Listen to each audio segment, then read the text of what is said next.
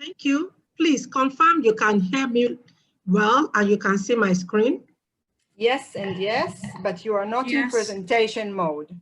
I'm going to do that now. We can see your slides, but not, you can go over to presentation mode. I'm in presentation mode. Can you see me? Yes. So thank you, everybody. I'm going to be talking about, I'll be sharing perspective on desertification as a determinant of public health in Nigeria. So because our new normal is now for us to be online, mental health issue is always important. So I just want to check that everybody is fine. I'm happy today, so you can see my smiley. So, and oftentimes when we meet people these days, the next thing that people ask in an international meeting is, how is COVID in your country? So in Nigeria, as at 2 days ago, we had a total of about 65,000 confirmed cases across Nigeria. About 61,000 of them have been discharged, and we've recorded just few hundred, over 1,000 deaths. Generally in Africa, we are coping, and I was sharing with Maya last week, we don't know the reason, but one thing I know is that we've taken the precautions seriously, and I've been taking a lot of local spices, including ginger and garlic, things that we know that boost immune system. I've taken so much of that in this year than I've taken in the last 2 years. So that might be one of the precautions. Also, we've been working from home since March. So now to my presentation. The United Nations Convention to combat desertification says 2/3 of, even though 2/3 of African continent is desert or dry land, but 3/4 of it is estimated to be degraded. And especially around the Horn of Africa, we are affected by frequent droughts. The total land area in Nigeria is about 1,000 kilometers square, and over 500 of it, that is around 64%, is impinged on by desertification. Some states are more impacted than the other, and this is mainly in the northern region of Nigeria. If you look at the map I have in there, that is the map, the colored one is the map of Africa, and Nigeria, I've drawn the arrow to show inset of Nigeria from there. And when you look at the map, Nigerian map under, where you have the red dots are the frontline states. Almost 14 states, various degree of desertification. Some are very severe, while some are mild. So a large part of Nigeria is actually impacted. Currently, it is estimated that we lose around 350,000 hectares of land yearly to desertification. And like I said, it is pronounced in the northernmost part of Nigeria, which coincidentally is the food basket of Nigeria. Majority of our population depend on agriculture for income or climate-dependent activities for employment. So each time we are one of those nations that climate change, we are prone to effects of climate change. Essentially, desertification is rapid in Nigeria because of anthropogenic activities. Our population, we are now around 200 million, and it is estimated by 2050 we will have a third of our population are youth, and it is estimated that will be, by 2050, will be one of the third largest population in the world. So we have population as an asset, and it is also a challenge that if we don't manage with the explosion in population, resources, people will utilize more of the resources, and we need to do something about it. In this presentation, I will discuss how this subject of desertification needs to become a public health research agenda, and how with collaboration we can attain the kind of world we will desire that we bequeath to the next generation. Because we depend mostly on, most of the population in Nigeria depend on climate-dependent activities and agriculture for farming. About 51% of our population live in the rural areas, and that is where they do a lot of agriculture. So what you have is that because of desertification, livelihoods are threatened and food security. You have a lot of malnutrition in children, unemployment. People are forced to migrate. And these are people that are already battling with poverty before. So the challenge is amplified. On the left, where you have the blue stripe, the blue patches, a source of water for about 20 to 30 million people in Africa, in parts of Africa where Africa is Lake Chad. It is bounded by 4 countries, but it's actually spread across 7 countries that include Algeria, Cameroon, Central African Republic, Chad, Libya, Niger, and Nigeria. It covers almost 8% of our continent of Africa, but between 1960 till date, that lake has shrunk by about 90%.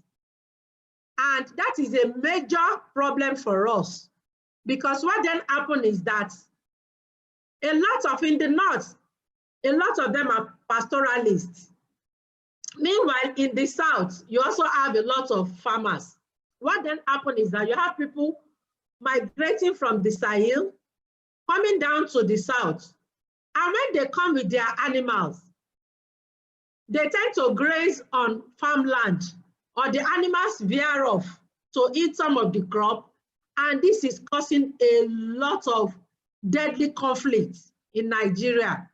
This conflict has been tagged the fourth most dangerous conflict in the world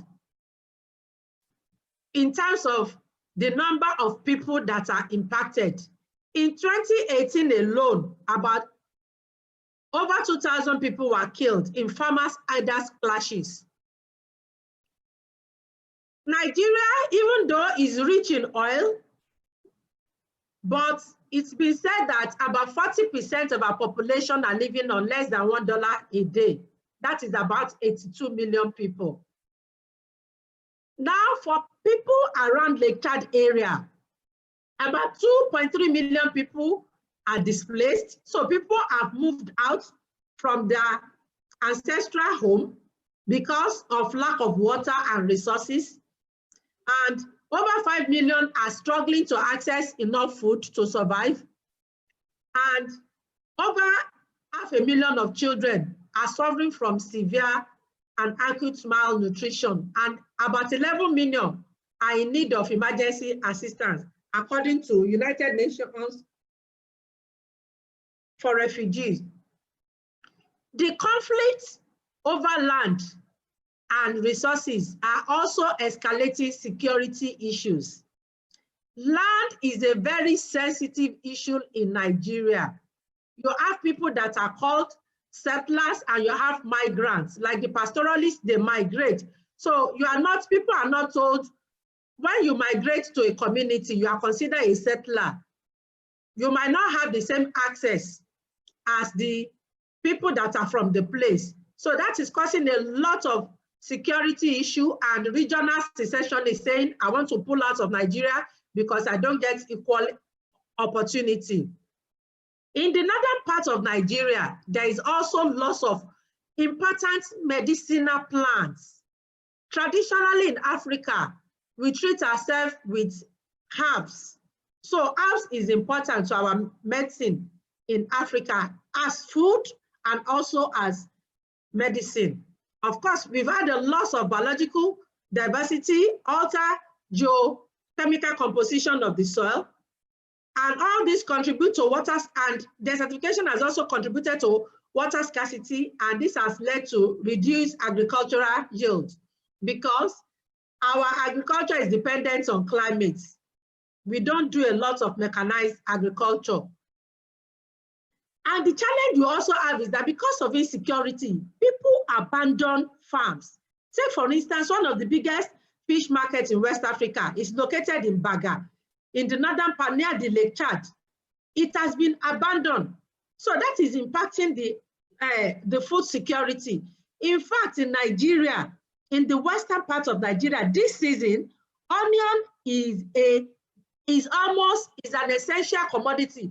People will thank you for giving them onion as Christmas gifts. If you are able to give people onion as Christmas, because onion is very, very expensive now. So for us, things that people might take for granted elsewhere, desertification has actually escalated it. There are documented health effects of desertification in Nigeria. Because of deforestation, people are exposed to heat waves. And one of the things is that the high radiation, ultraviolet radiation, can lead to cardiovascular diseases. We have several cases of heart attack, increasing heart attack and stroke. There is also possibility because of the high exposure to heat, for the radiation to suppress immune system of people. And this decrease host resistance to viruses such as influenza and also to parasites that causes malaria. I think the most troubling one is prevalence of skin cancer, especially around the neck, arm, and the faces that are exposed. Various studies that has been done with farm workers that were exposed during the day have shown increased prevalence of skin cancer in the northern part compared to the west. For instance, in Jos, which is a city in the northern central part of Nigeria, it has a moderate rate of desertification. Skin cancer accounts for about 7% of all cancer cases. In Kano is a further northern city, and it has moderate rate of desertification, but skin cancer accounts for about 13%. In Maiduguri, which is the extreme northern part with severe rate of desertification, it accounts for about 20%. And when you compare it to what you will have in Southwest, where I am based in Lagos, the average in Lagos is around 5%. So we really have a cause for concern in terms of skin cancer, prevalence of skin cancer. So the health effects of desertification is staring at us in the face in Nigeria. Also, we've had increased contamination of available sources of water, leading to increased transmission of waterborne disease such as typhoid, hepatitis, and cholera. The challenge you have is that we don't have enough study that has been done about Nigeria, but the few studies that were done, they've brought out things that should make the international community worry for Nigeria. Nigeria is part of the United... I have to give you a 2-minute Okay, I have just about 2 slides more. Nigeria is part of the United Nations Convention to Combat Climate Change. We've been doing a lot of programs. Since 1977, we did what we call Arizona Forestation, River Basin Development. We are also part of the Green World Project. But when you ask people, they will tell you that the speed of implementation, the effectiveness of these programs, and the involvement of people are subject of debate. Someone actually put it succinctly, and I decided to copy the quote as he said. He said, the problem is aggravating because it was not treated as a sectoral, it has been treated as a sectoral issue instead of an integrated approach to bridge the gap between policy and strategy to combat drought and desertification. And the challenge is also that oftentimes it is seen as something for environmental scientists to handle. Public health specialists are often not in the discussion. So what our research needs? We actually need to know more about the burden of desertification related health outcome at district level. We need to know how and how much desertification can impact on thermal stress-related mortality and morbidity in human. A lot of studies were done with animals, but we really need to know with human what it is. Also, for us, many literacy level is a challenge. What is the awareness level of human-induced causes of land degradation and desertification? And are people even aware? Because some people feel it's just a natural phenomenon that they are not contributing to it. But overgrazing, overconsumption, overuse, and cutting down of tree for fuel, all these are human-induced ways that cause desertification. And what are the mitigative and adaptive options that can suit local context? And also the ongoing mitigation efforts and policy at local level. How effective are they? These are things we need to actually know. And lastly, we need to fight desertification and mitigate it, because it's a prerequisite for our economic growth and development. Like I said, we've not quantified the public health burden of desertification adequately in Nigeria. We need collaboration with African researchers and local institutions. We really need people that have done this work to help us to design epidemiological studies. This is a country of over 180 million people, and we have been said to become that will become the third most populous country by year 2050. So for a country like Nigeria, the public health implication of desertification need to be addressed. And lastly, we are open to multidisciplinary research collaboration to address this. We need to know, one of the things, I was looking forward to coming to Israel, because I've had a lot, because you also have a lot of desert and you've done some farming. I thought this would have been an opportunity to learn from you what is working, but please, we are open to that. And I would really appreciate if people who have done something in this area can share their experience with me outside this meeting. Thank you very much. Thank you very, very much, Odeton, for this fascinating talk and for sharing with us your knowledge and expertise about the situation in Nigeria, which is very new to many of us, I'm sure, including myself. We totally echo your messages that public health specialists are not within these policy-making circles enough, and this is a call for all of us to be more involved in climate change and desertification issues. And thank you also for the policy implications and the solutions that are very, very informative. If everybody that have questions for Odeton could please write them in the chat, and we will do a Q&As after the talks because of timing.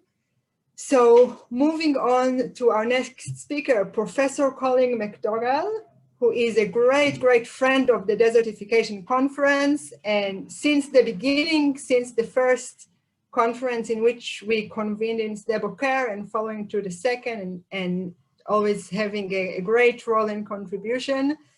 And it's really great to have you. Thank you for staying with us at 1 a.m. Wednesday in Adelaide. Professor Colin is from Flinders University, and he will be speaking on our multiple disasters caused by climate change in Australia, really unprecedented and unpredictable. Over to you. Colin, do you need me to share the slides, or you want to share the slides? I'll share my screen. Okay. I think. Yeah, Hank. It's go down. There is a green button, share screen. Yeah. But you need to have the presentation open first, and yes, then go and share. It is open and perfect. Meanwhile, I want to say that Colin already participated in one of the desertification conferences and gave us not a virtual tour, but an actual tour. So welcome back, Colin. Look, thank you very much. I seem to have been Okay. Thank you, and thank you for your presentation. I thought I would start just by reflecting on the fact that I was saying to a couple of people that I'm in Adelaide, I'm in South Australia. For about 6 weeks, we had 0 new cases every day of COVID-19. And on Saturday, we had 17, another 4 on Sunday, another 3 on Monday and Tuesday. And as of half an hour ago, we're in complete lockdown. And that is because we've detected a cluster. And what has happened politically is really interesting, because our state government has developed policy based on what the Chief Public Health Officer argues, which is a really interesting thing, because what I'm about to present to you is some discussions about climate change, where the exact opposite happens. So we have this kind of paradox that if the rich and the middle class are affected by COVID-19, we listen to public health. But under other circumstances, perhaps with climate change, perhaps we don't. So I want to unpack that. So again, thank you for the invitation. As Nadav said, I absolutely love my work with Nadav and Maya and colleagues. It was about a year ago, almost today, I think, that Nadav and Nora Gottlieb and I were having some lovely Middle Eastern food in Marseille at the European Public Health Association conference. So the title of my talk is Are Multiple Disasters Really Unprecedented and Unpredictable? I am now getting sick of hearing the word unprecedented, green shoots and pivot.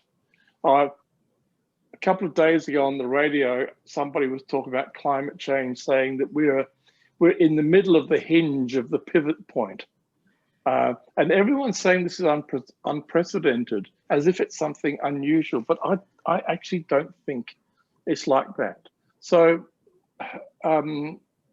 what my plan is I live in Australia. I live in a land which has been colonized, and the European settlers colonized a 65,000 year civilization. It is customary for me to acknowledge that I'm speaking on the lands of the Ghana people, and I acknowledge elders who are past, present, and emerging, and I acknowledge they haven't ceded their land.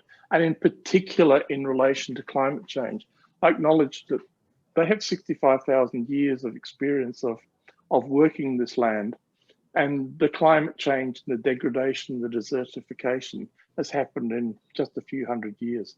So I'm just going to talk about how I came to understand fire. And then I'm going to try and talk through some of the science, if you like, behind anti-science. And that does lead me to the role of children and young people. So, Colin, sorry to interrupt. We see on the screen your view of several slides. So okay. Perhaps if you move to presentation mode. I'm in presentation mode. Oh, so perhaps you shared a different screen, because I see like 12 slides in. Okay, thank you.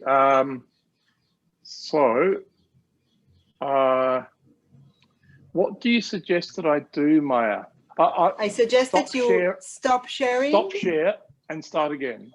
Start sharing again. Okay. And if there's a problem, I can also share what you sent me. Yeah.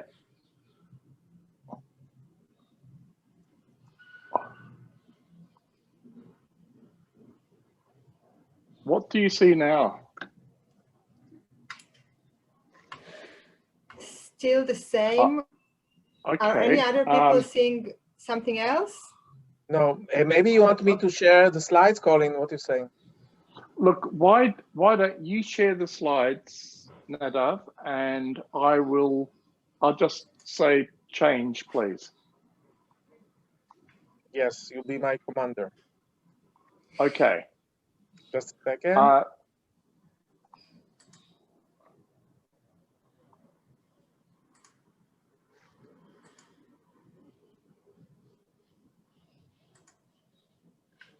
Can you see the slides now? It's okay. Yes, Thank you. So not change, yet. please. Oh, I got, sorry. No, we can't. Yes, now we can see slide 2. Okay, look, thank you. So that is my plan.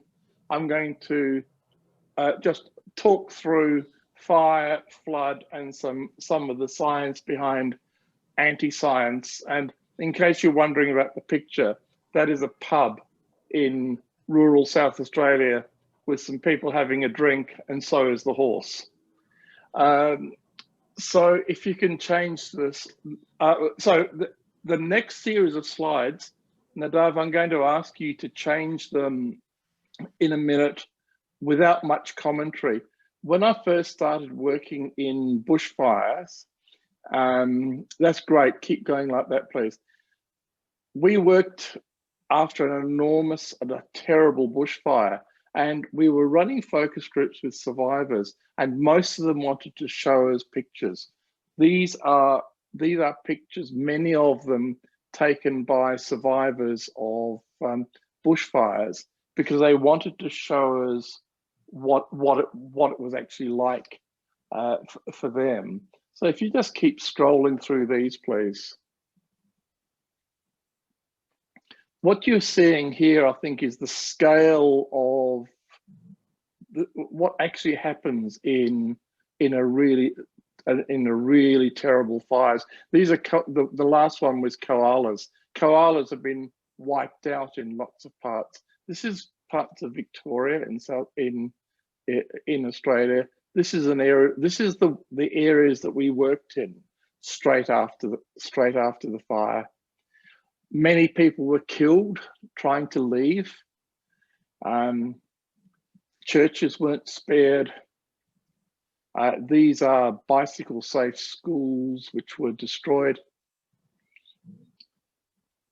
And as you go through these, you can start to see that there are all sorts of random effects of fires, that some things were burnt, some things weren't.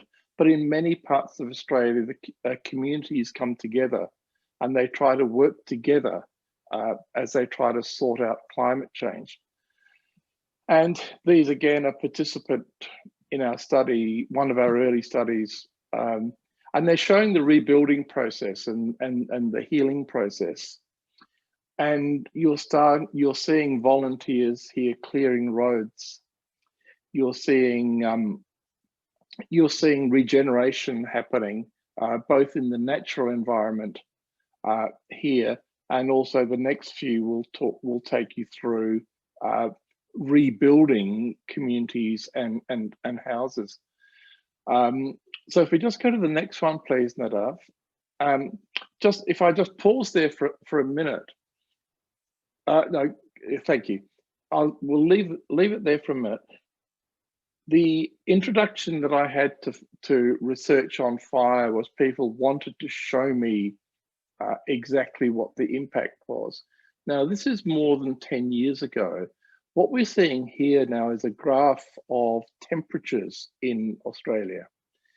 And what it's showing is that in most of Australia, in the last year or so, we've been experiencing our highest ever temperatures. And this has been happening year on year on year. Now, I live at the bottom in the middle in Adelaide in South Australia. And you can see that we have enormous increases in temperature. So what is happening all over Australia, even in the top right-hand bit, which is traditionally tropical rainforest, we're getting dramatically increased levels of heat. So the next one, please, Nadav.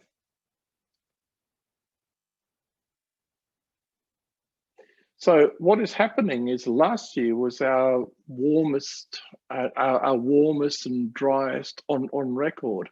And I think if you can see with a couple of photographs like that, you're certainly not going to drown, but your animals are going to die. And it is fertile ground for bushfires. Next, please, Nada. So this is a composite map of fires in 2019 and 2020 in Australia, and as you can see, that map has been superimposed on Europe, so you can see the dimensions. And so what you can see there is that in all the areas where there's been drought, there have been massive fires. So if you look at the top right, for example, the top right is there's a lot of fires there, and that is really unusual because it would be normal that a lot of those areas were tropical rainforests, and they're burning. So we're having things which are really, really new. Next, please, Nadav. So when we turn to trying to talk about what does this mean, Tony Abbott was one of our prime ministers, and Tony Abbott was famous for going in surf and swimming races. Now, Australia has a national bird called a budgerigar. Australians shorten everything to budgie, and bathing suits are called budgie smugglers. I think you can probably work out the reasons. So Tony Abbott was famous for this kind of hairy-chested masculinity, and as Prime Minister, he said that the climate change is crap. It's absolute crap. But then he said that the politics are tough because so many people believe in climate change. So he surrounded himself with people like his chief business advisor, who thought that climate change was a United Nations hoax to end democracy.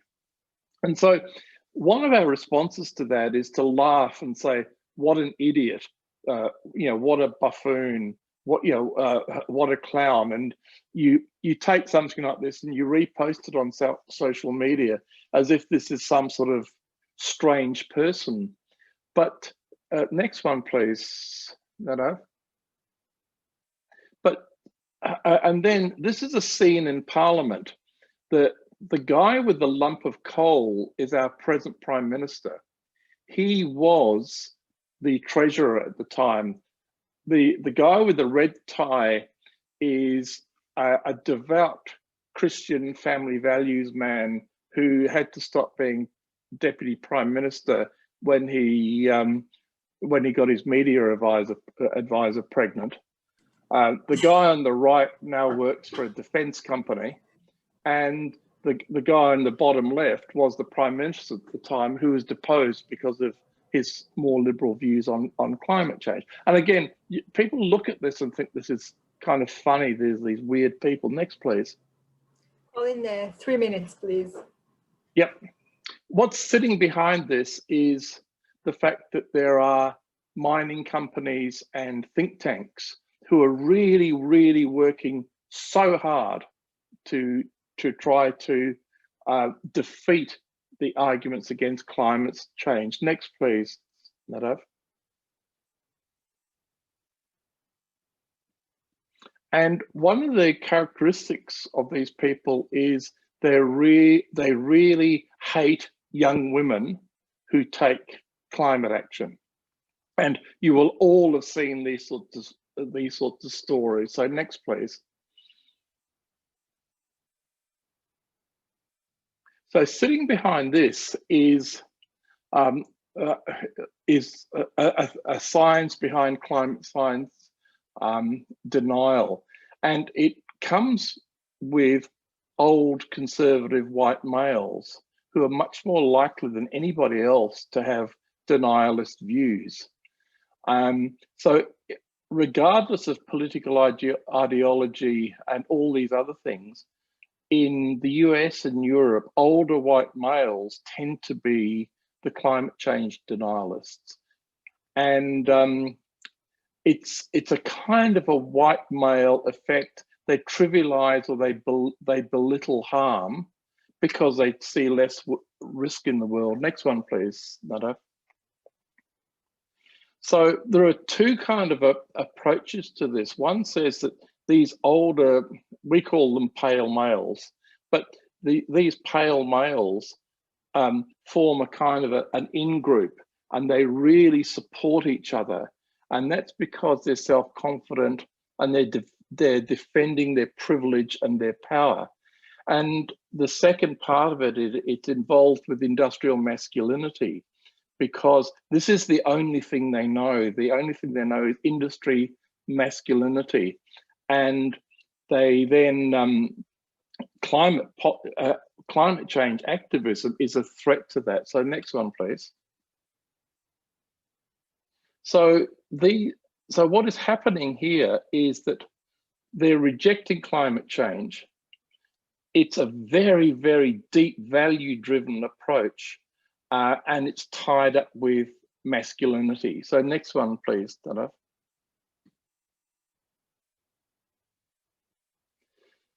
So again, it's this idea that the older people have got people into the mess. Younger people are younger people and very often young women are trying to protest about this. And next one, please.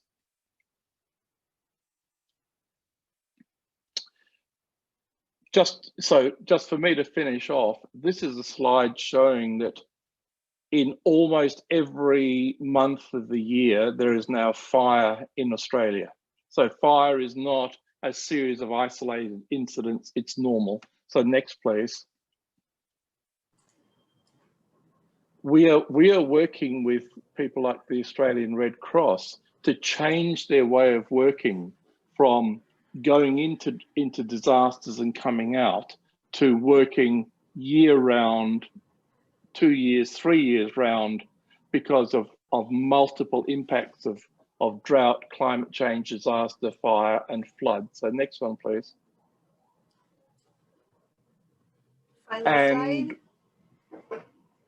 And what we've now done is we've worked a way of working out 7 or 8 recovery capitals that we're trying to work on to inform community development and policy change over the next 5 to 10 years. So I'll leave it there, and I'm happy to take questions later.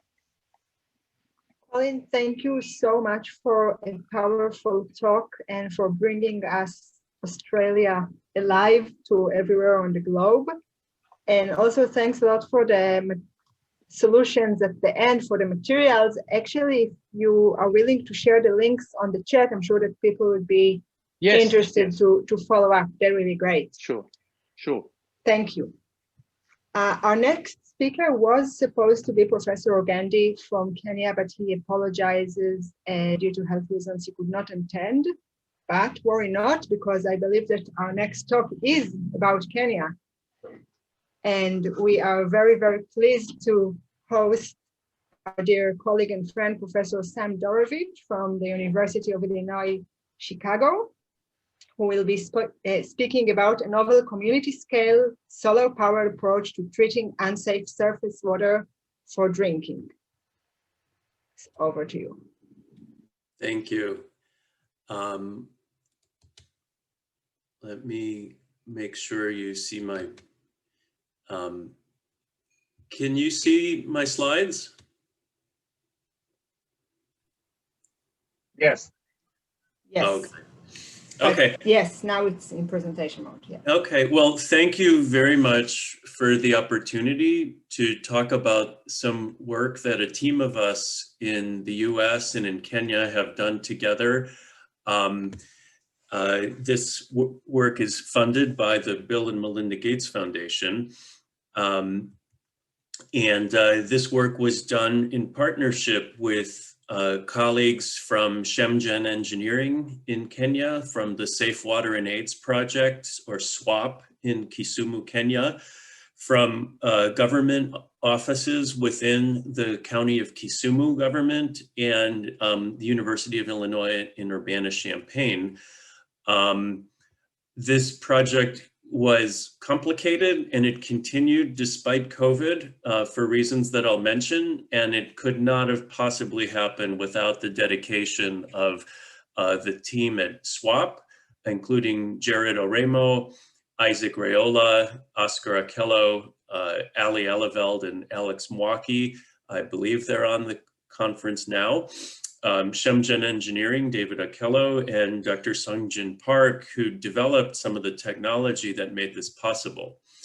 So right now, there are over 400,000 deaths per year among children under the age of 5 years due to unsafe drinking water.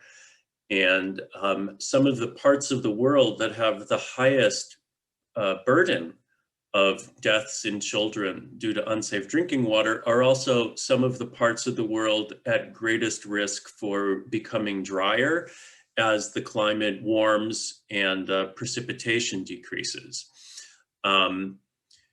So right now, in many parts of the world, water is collected for drinking, as you see here, where surface water, and you could see on the left side, it's dirty, and it's being collected manually, brought to a village, maybe on bicycle or motorbike or carried, where the water may sit and settle and then be used for drinking, perhaps with some sort of treatment, perhaps not.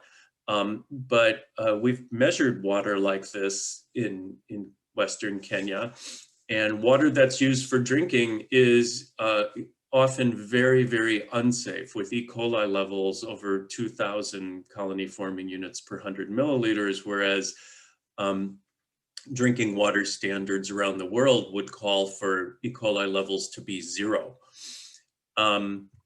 So that's under current conditions, but as the world gets warmer and drier, at least some of the dry parts of the world now are going to get much drier, as you see here. Then what's going to happen? Well, what kind of surface waters are going to be available for people to use for drinking? So it is imperative to improve drinking water quality, and meeting that imperative in wealthy, water-rich countries is done by large centralized drinking water treatment plants. And what you see here is one in Chicago. And then a network of pipes underground that bring water to homes. An alternative to centralized drinking water treatment that's used in many low and middle income countries is point of use treatment. So that might include adding drops of chlorine to household drinking water, putting water in clear plastic bottles and putting them out in the sun for some disinfection, or the use of ceramic filters, sometimes ceramic filters embedded with nanoparticles, and water by gravity percolates through the ceramic and improves significantly in quality. These two options, the big centralized systems, are very effective, but they're very costly to build. They're very costly to operate and maintain. There also has to be a high level of transparency and accountability in government to make sure that funds allocated for the construction of these systems accomplish what had been intended, and that is not always the case. The point of use methods are relatively inexpensive. It works well in the laboratory, but in reality, studies show that adherence to adding the chlorine drops or using the filters or the solar disinfection, adherence becomes very low very quickly.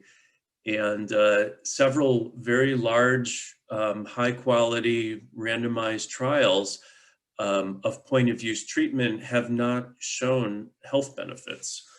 And in part, that's due to the low adherence. So I'm going to talk about a project that we have that is neither centralized nor point of use, but something in between. And this work is ongoing in Kenya, in East Africa, in the city of Kisumu, which is the third largest city in Kenya. It's on Lake Victoria. And what our team has put together is a system in which very dirty surface water is pumped into a tank where the particles, the material in the water settles to the bottom, and that's accelerated by the use of a flocculant. And then the water goes through a series of filters, and then it is disinfected using ozone. And ozone is a very potent water treatment agent, but it's never been possible to generate small quantities of ozone without a big electrical grid to consistently supply lots of electricity. And the ozone generators that we use are solar powered, and I'll mention that. And on the virtual tour, you'll see a demonstration of these ozone generators by my colleague, Dr. Sungjin Park, who developed the technology. After ozonation, the water goes into a kiosk where it's poured into 20-liter jerry cans, and those are sold to the public. And what you see here is our sort of version 1.0 of the system, where you can see the solar panels powering the entire system, including the pumps that move water from the river to the large tank that you see on the upper right. This is what the ozone generators look like. They produce ozone gas that bubbles through water in one of the tanks, and this is water that's already been flocculated and filtered. So the water quality has already improved significantly before that disinfection stage. This is version 2.0 of the project. And what you see here is in a town called Mugruk. At the top of the tower, you see solar panels here and solar panels here. Again, water is pumped by solar power to the top tank. It goes into this structure here that was built for this purpose, and it goes through a series of filters, and then it's ozonated and stored in this tank. And again, at the window in the kiosk, people are able to refill their water cans, their jerry cans, and use that at home. Another approach to getting the water from the treatment system to the community is by partnering with water vendors. It's a common sight in much of Africa to see water vendors, people who are pulling a cart full of jerry cans and delivering the water to their a set of regular customers. So by working with the water vendors, they're able to offer at the same price as unsafe water, our safe water. So here you see sort of the two ways that we have so far of getting water to community residents, and that's for sales at the kiosk and sales through vendors. Community members now operate these treatment systems. Initially, they were operated by the Safe Water and Aid Project staff and research team.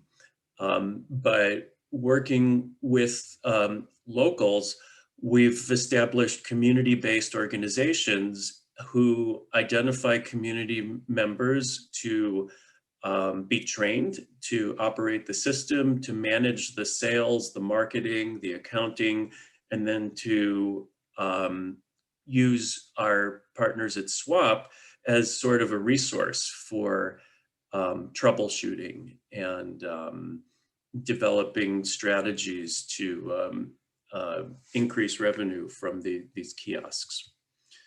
In terms of water quality,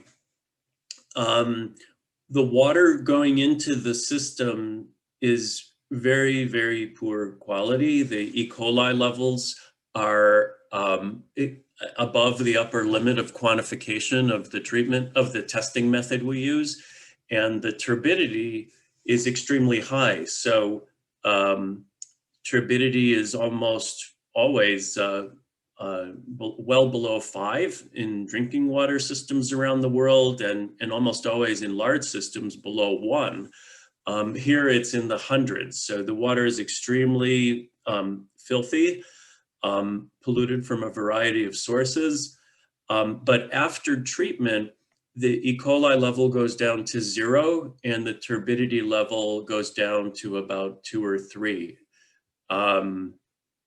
And one thing that's interesting is that the water quality improves significantly before the ozonation stage. So by going through the flocculation and filtration steps, the water quality has already improved significantly. And then as water is ozonated for varying durations of time, 60, 120, 180 minutes, the bacteria go down generally to undetectable levels. And although we don't measure viruses and parasites in Kenya, we've demonstrated on the Chicago side that virus levels also go down dramatically to undetectable levels. So to conclude, decentralized solar-powered drinking water systems can treat very poor quality surface waters and produce drinking water that meets national water quality standards. Systems like this are going to be more important as the climate becomes warmer and drier, and surface waters of poor quality become increasingly important for drinking water purposes.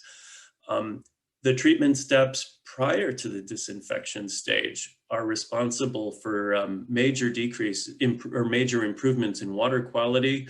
That this treatment system can be operated by local residents who work with a very effective NGO like the Safe Water and AIDS Project, and that partnerships involving a university, an NGO, and then private sector partners like the Shenzhen engineering firm that designed and built these systems may be a model for future developments like this, of course, in strong partnership with community residents. So I will stop there, and I look forward to your questions in the Q&A session.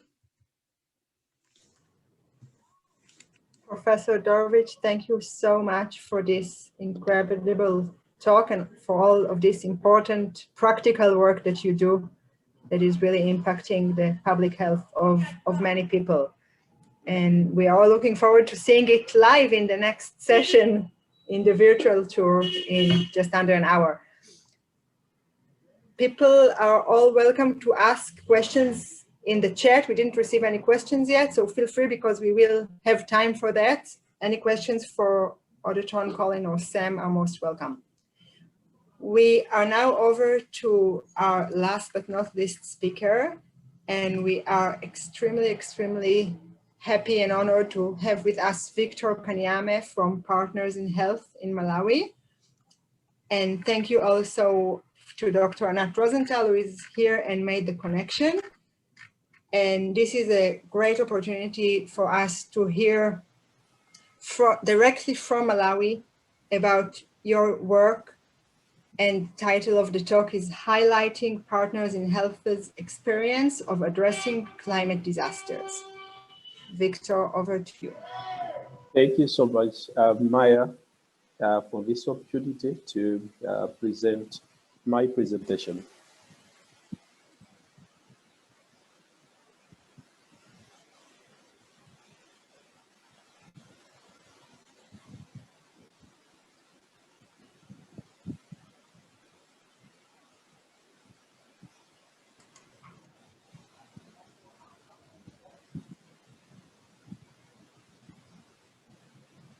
Are you able to see from that side? Yes, it's great. Yes. Okay, great. To start with, My name is Victor Kanyema. I work for Partners in Health Malawi. I'm a program manager responsible for social and economic rights within Partners in Health. In other ways, I'm a social worker. I'm not a health expert, but I'm a social worker who, on a day-to-day basis, our work strives to address various determinants that affects health. So my project or my presentation, as already communicated by Maya, is entitled highlighting partners in health experience of addressing climate disasters. So before I take you through my presentation, I just want to give you a small picture of my country.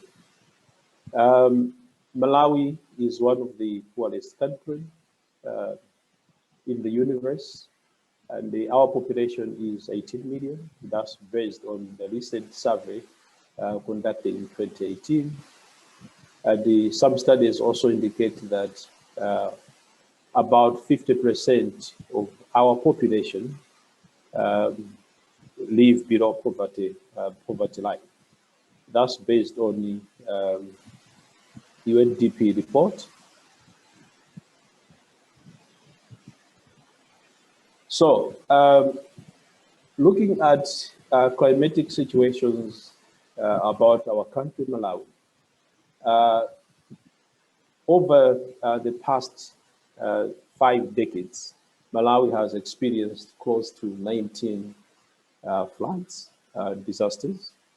And again, as a country, we have also experienced about 7 droughts situations. This is based on Web Relief website information as of 2019. The common climate challenges that our country usually faced with includes droughts, floods, stormy rains, and even hailstorms. And these are the challenges that our country, in as far as climatic issues are concerned, affects our country. In terms of agriculture, Malawi depends on land-fed agriculture. And yet we have a good number of lakes that we underutilize. We have a beautiful lake, Lake Malawi, with plenty of fresh waters. We have also a couple of lakes that, instead of using, for instance, land-fed agriculture, we could have utilized the lakes and the rivers to make sure that we improve our food situation. Unfortunately, because of inadequate political will, our lakes, our rivers, are underutilized, hence dependent on land-fed agriculture. And our staple food is maize. And we also have some kind of food that we also grow apart from maize, which include sweet potato, cassava, millet, and other crops that local Malawians use in case of poor maize season in that period. Going back to part of the climate situations that we are faced with, I would like to take you through an example of what happened somewhere in March 2019, where Malawi and other countries in the southern part of Africa were affected by Cyclone Idai. Cyclone Idai affected the southern part of Malawi and some 2 districts at the central region of our country. Their effects as a disaster affected in areas of health, affected the livelihood of the people, affected social, economic infrastructure, and also people of our district in Neno, where partners in health operate, were also affected. What was the impact as per the climatic situations or the cyclone that hit our country? Malawi government, because of the devastating situations that Malawi experienced, they called for Malawi as a state of disaster, just to mobilize bilateral or multilateral donors to come in to assist the country. Approximately about 1 million or so people were directly affected, and about 60 lives were also lost, while 672 people were injured and in need of health services in various sites where they came from. So all these data have a source, which is Relief Web 2019. Likewise, in Neno, some people were also displaced because one, they do not have a house. Their houses fail to withstand the torrential pressure.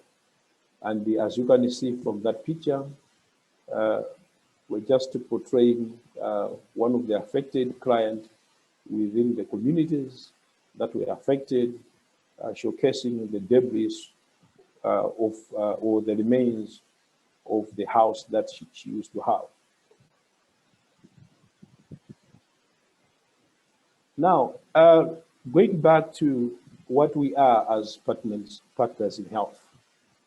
Generally, as the name indicates, we are a health institution, but Partners in Health principles believes that health is not a question of just treatment, but we need also to address other social determinants or other determinants that affect health. So our mission as Partners in Health is to provide preferential option for the poor as an antidote to care. So this is why Partners in Health does not only focus at just treating, but also focus on other emerging issues, other cross-cutting issues, which include the subject that we are tackling today, subject to do with climate change. And the Partners in Health also use 5 S's as one principle of trying to meet the needs of the community that we address or support in Malawi. The first S looks at having relevant or qualified staff or trained staff to provide various services in existing structures. The second S looks at providing relevant equipment to make sure that various health facilities where we work in have adequate equipment so that we are able to respond to health issues, which include emergent issues that manifest whenever there is a crisis. We also look at making sure that we have adequate health facilities that are conducive for treatment. And a picture to the left is one example of infrastructures that Partners in Health managed to construct in Neno district as one way to complement or to support the Malawi government to have better and high quality health services within Neno district. We also look at the system. We believe in creating a system that is user-friendly, a system that complements to one another. As I indicated, for instance, that I'm a social worker. The fact that I'm a social worker does not make me fail to operate or save in a health institution. As a health worker, I have a role to play to contribute to health. So we, using the system and the structures that were created on the ground, they work together to contribute to a better environment and address various challenges that people are faced with, including other determinants that we are trying to address today. The last ace is the social support. where I'm directly coming from. Let me highlight as well to indicate that social and economic rights, popularly known as POSA, is a branch program of community health. So on a daily basis, we work hand in hand with the communities and other existing structures to assess the needs of the most vulnerable, to make sure that we are able to provide relevant accompaniment to meet their health needs. That picture is trying to portray existing health facilities. I can indicate that Neno district is privileged to have close to 12 health facilities and 2 district hospitals, in total making 14 health facilities. Partners in Health is working hand in hand with the Minister of Health, making sure that we provide, we stock with relevant drugs, essential drugs. We provide staff that could work and complement health in those existing structures. Of course, Neno has a population close to 140,000 people and is classified as one of the poorest districts in the country because of underdevelopment. And we also call it one of the hard to reach districts, more especially during rainy season. So it is underdeveloped and the people are also very poor in that district. So Partners in Health believes that it goes to where people need its services most. So we found Neno to be one of the unique districts that equally need support in terms of health. The picture on your left is trying to indicate how do we address environmentally connected or determinants of health. As from the example that I indicated earlier on, to say, historically in Malawi, either you were hit by floods or you hit by lack of rains. PIH is able to respond in diverse ways.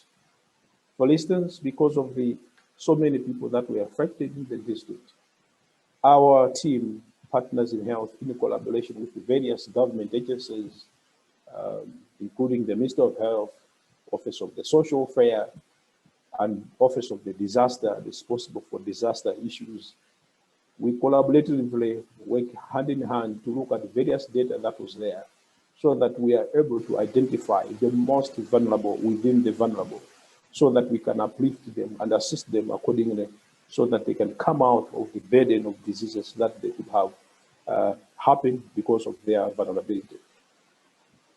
And the challenging situation is that being rural, most of the housing designs are made of thatch. They are thatched by glass and also built with mud, which makes it very difficult to withstand harsh rainy seasons, such as Cyclone Idai. But in a normal situation, when we have good rains that does not come with pressure like that, those houses are able to stand. But the situations that we learned from Cyclone Idai, so many houses were affected, to the extent that Partners in Health felt that these people, much as they also have the right to health, they also have the right to live a life of dignity. So we had to rebuild houses for those that do not have the capacity to build houses by themselves. That's why you're able to see a picture on your left.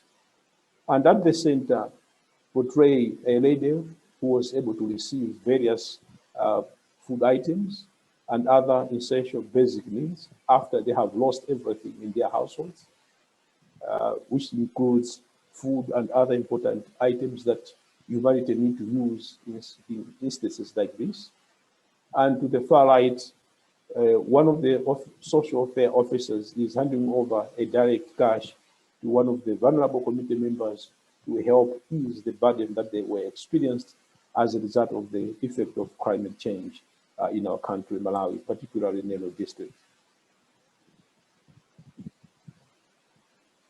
What are the lessons that we have drawn owing from the experiences of disasters, from floods, droughts, and others? Climate change is a growing concern whose effects, unfortunately, weigh heavily on already vulnerable populations like the poor and the sick, hence complicating their health as well as their mental health. So social and economic status of vulnerable households is made worse by these natural disasters. We have heard in several examples from various presenters how challenging it is to handle climatic challenges. So we are saying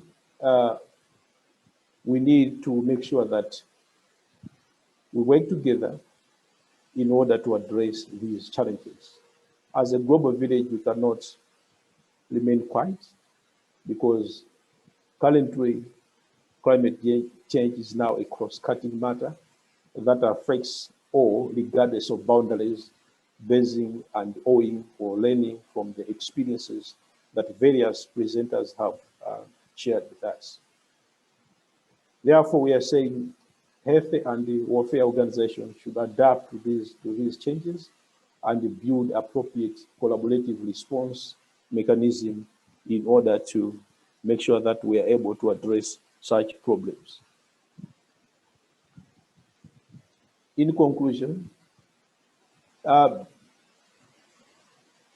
various speakers indeed have clearly indicated to say we cannot run away from the reality of climate change. But for us to address these problems, we need also a political will from various governments.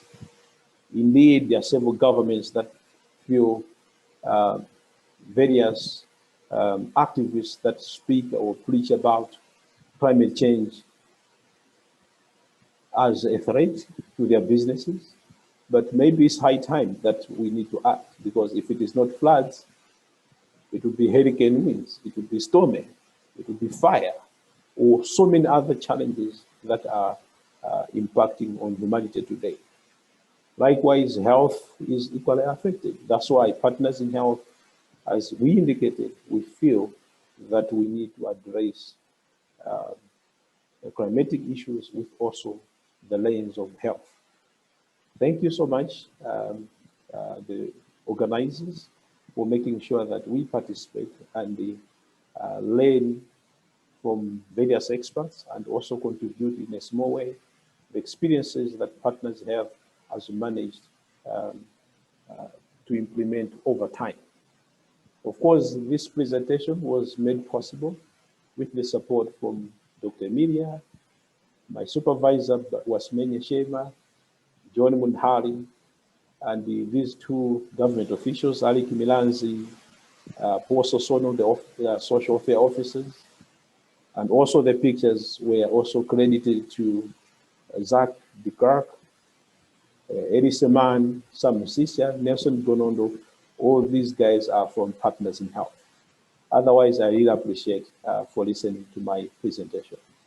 Thank you so much. Thank you so much, Victor, for this wonderful presentation. It was really, really great and informative. We appreciate it. The audience is welcome to ask questions addressed to Victor or any of the other speakers by the chat. We already have a couple of questions for Professor Darvich, which I will send in a second. You can also use the chat to share materials or any other relevant information. We unfortunately don't have a coffee break in this virtual session, but you can use the chat to connect. So Sam, two questions for you. Do you want me to read them or you can refer to them? Yeah, I can just read them if That's no problem. There's one from Jack Gilron. How does ozonation scheme compare to ultrafiltration driven by photovoltaic?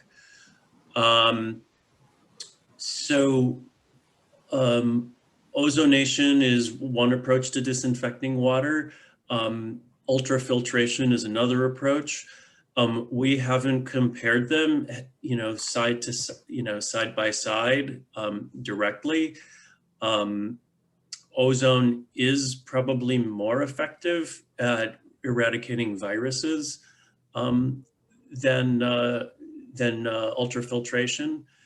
But a lot of the basics of the system, in terms of the steps prior to the disinfection stage, would be similar.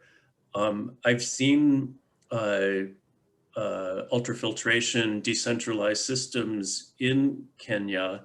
None of them are run on solar power. They're all run by diesel or gasoline powered generators. So in a sense, the systems are different in that ours is completely off grid. I suspect that you could swap out ultrafiltration and ozonation without major differences in final water quality. Ozone is a very potent oxidant, and it has capabilities to break down certain chemical contaminants as well.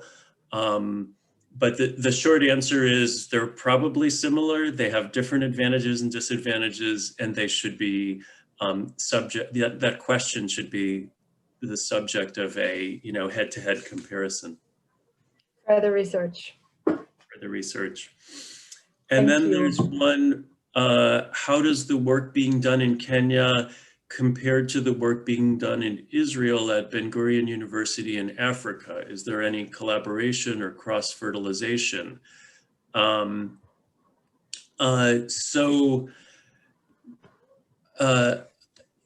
Dr. Sungjin Park, who developed the technology, he and his colleagues at the University of Illinois have worked with folks at the Technion. However, I don't think that any of this has been directly applied in Africa together with Israeli collaborators. I'd be completely excited about such a collaboration. I'm aware of a lot of Israeli initiatives in Africa involving water, but as of now, there's no connection between this project and Israeli projects. Thank you very much. We are happy to link you to people over here. Sam, there'll be next session also, there'll be participation of Clive Lipkin. Maybe you know him, but I think yeah, it's another good connection. Absolutely. So let's just, before we finish, have maybe one quick round of also hearing from the other speakers or the turn and calling if you want to make short comments about the session or address Orit's question about health literacy. So we're going to maybe take 2 or 3 more minutes of time of those who are interested to stay. And I'm also going to share a new issue of how to design healthy dry cities that was published in the British Medical Journal 2 days ago, with some urban design and other ideas of how to prepare for cities that are already in desert and cities that are going to go through this desertification. Professor Mustafa, would you like to comment? When you talk about health literacy, I just want to clarify the question. Are you talking about health promotion, or how aware are people about the health impacts? Orit, you're welcome to clarify, but yeah. The second part of your sentence.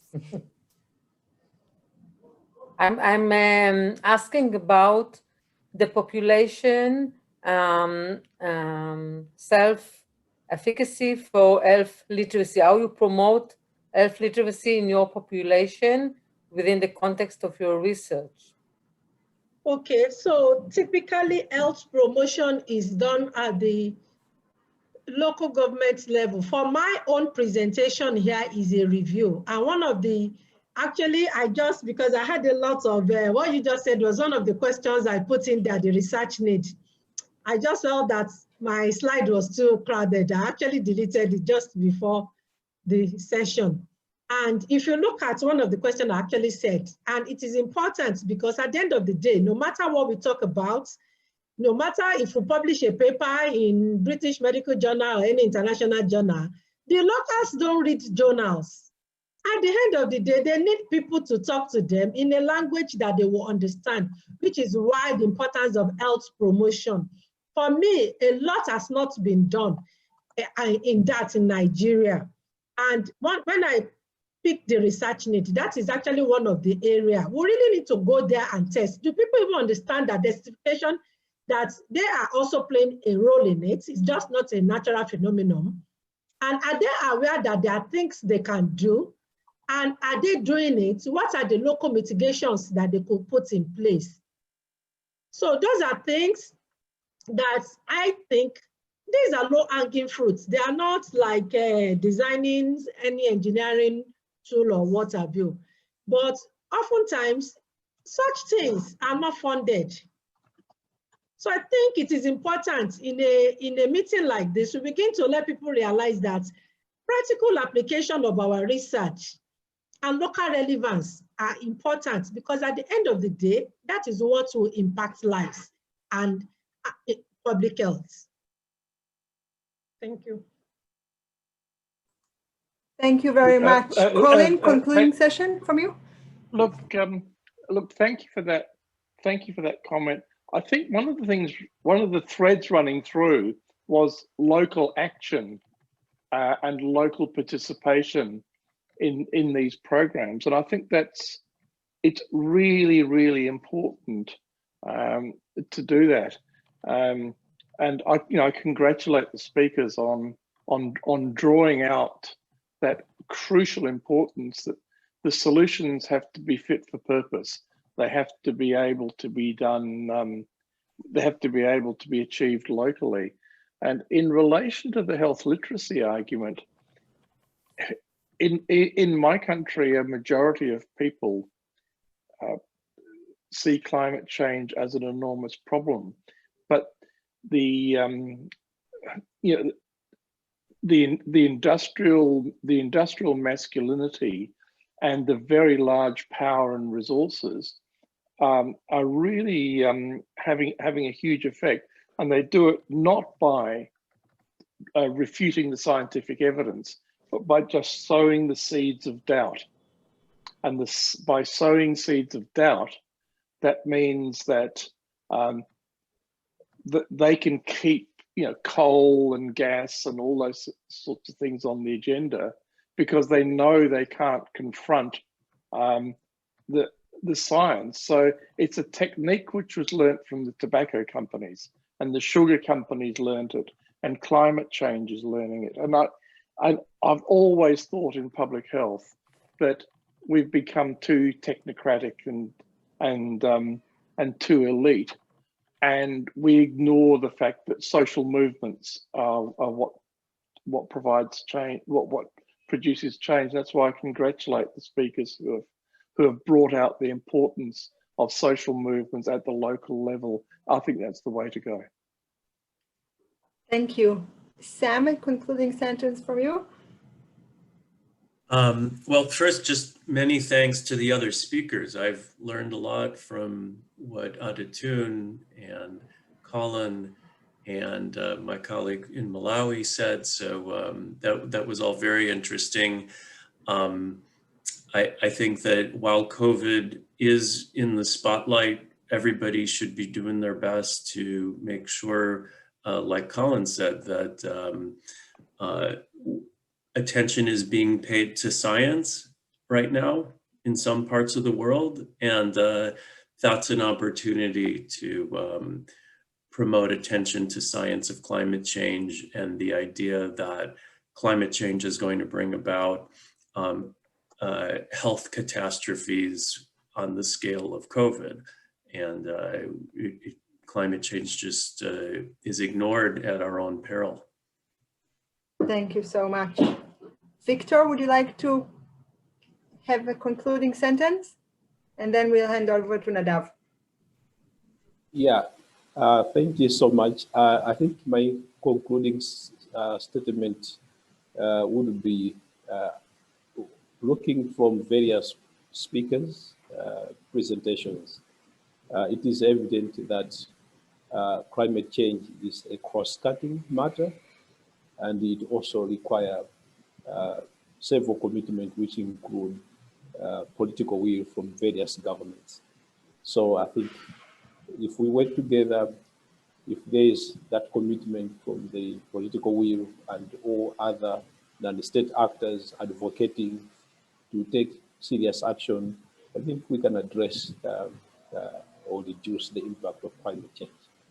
Otherwise, I feel honored to join the team of professors, doctors, learning from a lot of wisdom from various experience that we have had in this global village. Otherwise, I really appreciate it. Thank you so much. Thank you so much. Thank you. This was wonderful. I think that what Victor just said about learning from each other and but also understanding the local context, as Colin said, is extremely important. I'm just reading from David Besson's comment, the end of it, that scientists have to partner with change agents, including politicians, in order to foster progress. I totally agree. We're doing it now also with COVID-19 here in Israel. We're trying to do so. Similar things are going on everywhere. So, of course, politics is one of the determinants of health. We are now going for about 20 minutes break. You can stay. This is the same place that we're going to have virtual place that we're going to have a next session. We're going to have some virtual tours. Some of the presenters will stay with us. We're going also to have some new participants. And we're going to ask questions about,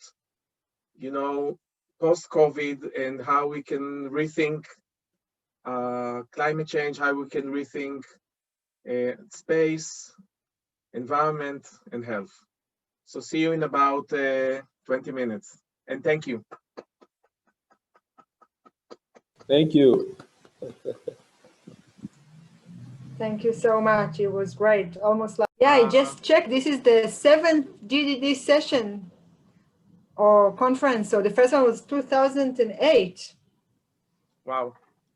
Yeah. So, yeah. We have heritage. It's been a while, and we have another veteran with us today, Professor Colin McDougall. He was one of the keynote speakers years ago.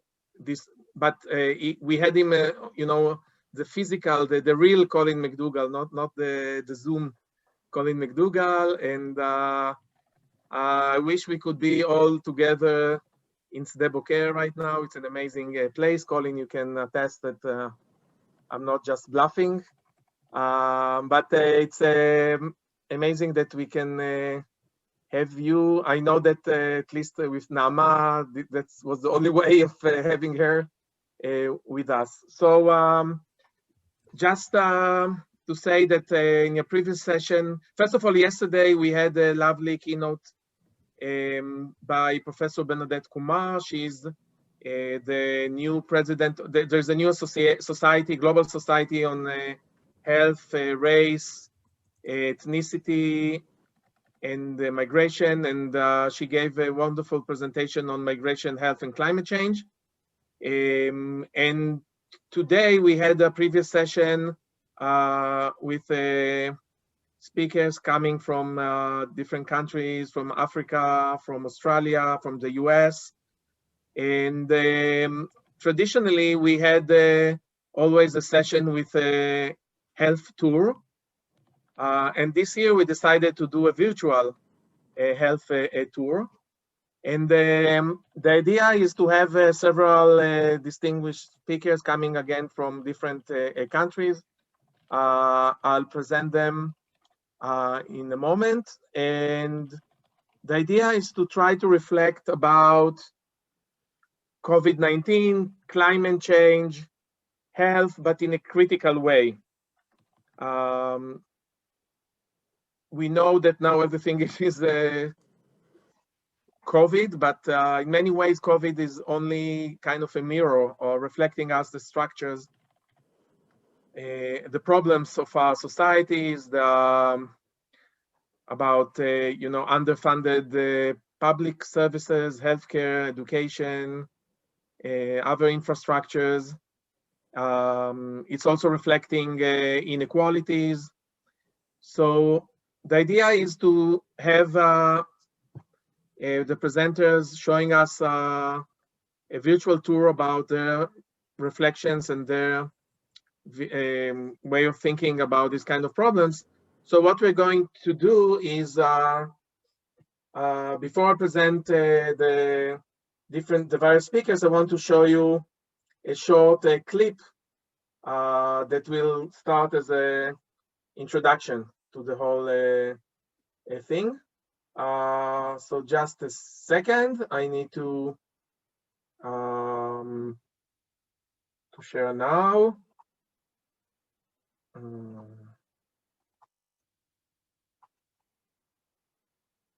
Just a second. I need to share while doing the share computer sound. It's really challenging.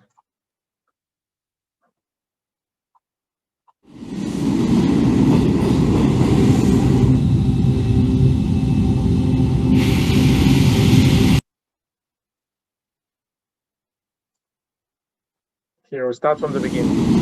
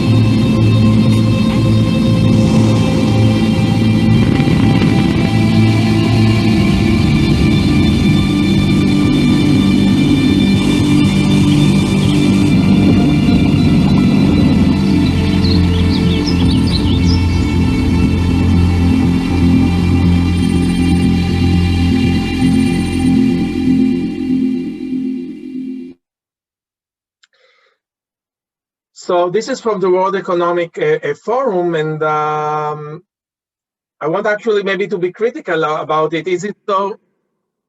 Oh, just a second.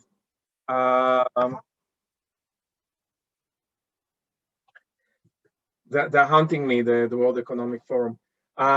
Is it so easy to do this kind of reset? So, of course, everybody is talking how we need now to rethink our environment, to rethink healthcare systems. And while we totally agree that, of course, this is not going just to happen. And of course, there are lots of structural issues here. It's also fascinating to see how COVID-19 mobilized so many different actions, such as lockdowns. We stopped many of our flights. And it's really very interesting to see what is so different between, for example, COVID-19 and climate change. That maybe several issues are so similar, but on the other hand, climate change didn't get enough political attention or leverage to create such dramatic actions. So we're going to have today several guides that are going to guide us through their own work and environment. We have Clive Lipkin and Farid Mohammed. They are both from Arava Institute for Environmental Studies. They are my colleagues. We are working together now on sewage testing for COVID-19, but more broadly, I know Clive years ago when I was teaching, actually also with Maya, a course on eco-health at Arava Institute. It's an amazing institute. You should go online and have a chance to see it. We have with us also Professor Samuel Durovich from the School of Public Health, University of Illinois, Chicago. He presented in the previous session on water in purification in Kenya, and we'll see some more of his work. We have with us Professor Colin McDougall from Flinders University, Adelaide, Australia. He is going to share with us his view, and I'm so happy to have also Professor Nama Razon. She's a physician, a PhD in anthropology. She's a family physician, and she's at the University of California, San Francisco, and she will also share with us some of her experiences and surroundings. Nama, I know that you have something, but is it okay that we'll start with Colin, because Colin is now like, I think 2 a.m. or something like that. Of course, so I think we will figure it out. It's no problem. So before Colin will collapse, or you know, I want to keep him awake. So I think it will be nice to start with him. So what I want to ask each presenter, that maybe if you can tell us, Colin, just maybe 1 minute or so, when we approach you, you probably were thinking about what you decided finally, and then we showed the clip. What you're thinking. Then we show the clip, and by the end we're going to have a discussion. So this is how we're going to do it. Every guide will share his or her thoughts about, you know, how you prepare the clip or what we were thinking about. Okay, and thank you for the opportunity. It doesn't really feel that late anymore. I think I'm just on automatic pilot. When I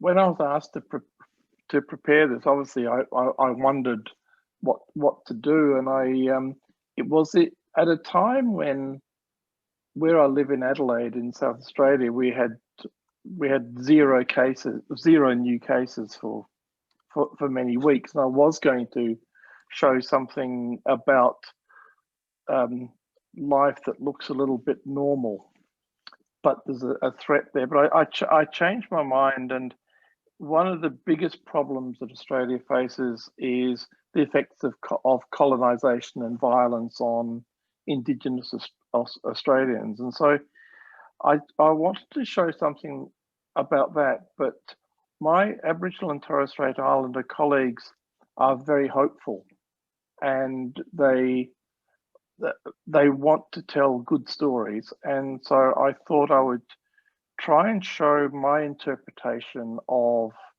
a good story, but hold back, because my dilemma is I don't want to talk for Indigenous people. So that's my introduction. And Nadav, I believe you're going to control. Yes. So I'm going to show now the clip. So yeah. Just a second.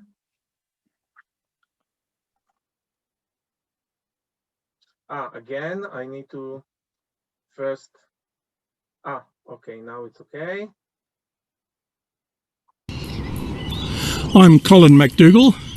I'm coming to you and filming on Kaurna land in Adelaide in South Australia. The Kaurna people are the traditional custodians of the land, and I pay my respects to their elders, past, present, and emerging. I acknowledge this land was not ceded. I acknowledge the ravages of colonialism, and I acknowledge the very many attempts made by Aboriginal people and in partnership with European Australians for conciliation and reconciliation and sharing of culture. This is a ceremonial place. This place, its meaning is Warraparinga.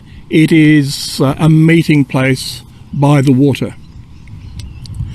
And so in Aboriginal and Torres Strait Islander history, this is an important cultural site, and it is also the home of a creation story. The story of how these lands and how these peoples were created, and the basis of the deep attachment to country and to culture. And also that over the 65,000 years of continual civilization in this country by Aboriginal people, they have learnt enormous amounts about how to look after country, about how to manage desertification, how to manage deserts, how to manage drylands, how to manage wetlands, how to manage animals, how to manage fire, how to manage flood. And sadly, since colonization a few short 100 years ago, this knowledge has been relegated too much by Western science. And so it is important that we consider this place in its beauty, in its cultural significance, and also as Western scientists, what can we learn when we walk with the Kaurna people in sites like this. So as I walk through an art installation, I'm drawn to the fact that this was a co-creation with Aboriginal and European artists as part of a project of reconciliation and conciliation and of sharing. The jacaranda trees up here have just flowered, and you will see in the distance a cultural centre.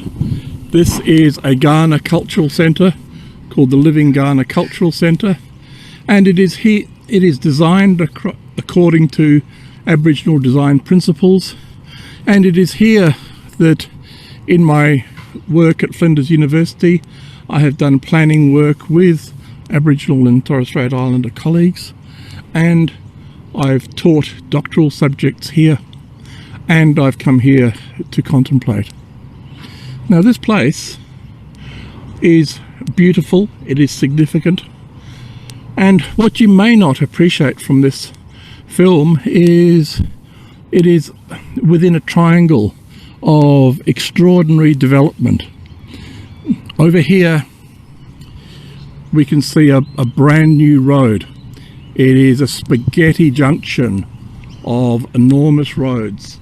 So what we have here is a place of cultural significance, but it's surrounded on three sides by development, and it is as if the custodians of this land are trying to keep the ravages of colonialism at bay, and that together we're trying to sort out this mess.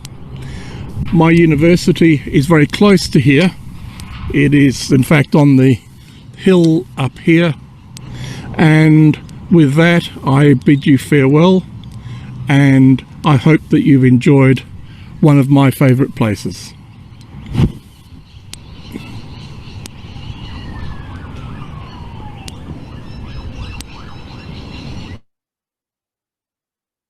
Thank you so much. Now we'll be moving to Dr. Nama Razon, Nama, if you can share with us some of your thoughts. Hi, everyone. One, thank you everybody for participating and also just this gathering to Nadav and Maya. First of all, just I think reflecting, Colin, of what you just brought up of how much life has kind of felt normal where you are. And here I have to say that life has not felt normal in any ways. And I think one of the things that's been very striking about life in California and across the United States is, I mean, pretty much our life has stayed similar in terms of lockdown since March, which has really impacted everybody's day-to-day life. And I think especially people who work in the healthcare system. And so I work in 2 clinics at La Clinica in Oakland, which is in the Fruitvale district, which is a largely Latinx community. And then at San Francisco General Hospital, which is in the Mission District in San Francisco. And they're both areas that have predominantly migrant population, and 60% of the cases in California are in the Latinx community. And sometimes California has had one of the worst wildfire seasons this year. And so I was really hoping to kind of share a little bit of both of those perspectives, since one of the big challenges in the summer and fall was a lot of our testing was happening outside and people couldn't be outside because of wildfires. And so kind of this tension of space and what are safe spaces to be in, and also how do you take care of each other in this time? And I'm certainly, this is my first time making such a movie, so I wish that I could share a lot more.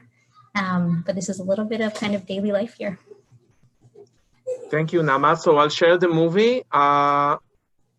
Just notice that sometimes your voice is a bit hard to hear, so you can give a live commentary. I can narrate, yes. Yeah, exactly. As an anthropologist, I'm sure that you can narrate very, very well. Just a second. Just let me know if you can hear. I'm Naama, and it's Monday morning here in San Francisco. The first Monday after our election, the first Monday after the first rain season, and we are headed to San Francisco General Hospital. And this is San Francisco General. This is our old hospital. All distancing and not social distancing recently. Our stuff looks like now. And this is where we do all of our COVID screening every day. The other piece of life in California for us has been the unbelievable number of wildfires that we've seen this year. Over 4 million acres have burned just in 2020. We're here in Whiskey Town National Recreation. Maybe later in the discussion, if you can add a bit about your experiences as a family physician and living in these places with these population as you started, it would be really great. Now I want to move to Sam Dorwich. Sam, if you can give us some context. Sure. So the COVID pandemic is definitely impacting people in Kenya. To a large degree, I'd say that it's much worse in the United States and right here in Chicago, especially the rural areas of Kenya, maybe where population density is lower, where tight buildings where people with the infection could easily spread it to others are the exception, and most buildings are pretty well ventilated and open. So most of the cases there have been in the big cities like Nairobi and Mombasa. COVID did impact our work, though, on the water quality project. In the early days of the pandemic, or when it arrived in Kenya, travel stopped. There were curfews that were enforced very vigorously, maybe much too vigorously by the police. But that interfered with our ability to get the water system up and running. And it's obviously paradoxical because the government was promoting hand washing. So how can you wash your hands to prevent the pandemic if you don't have clean water? So my colleague at the Safe Water and AIDS Project, Jared Orimo, who I see right now on screen, he worked very closely with people at the Ministry of Health and other ministries to promote the idea that what we are doing is essential to the fight against the pandemic, so that the team was able to travel from sort of home base in Kisumu to the two sites, one in Ahero and one in Mugruk.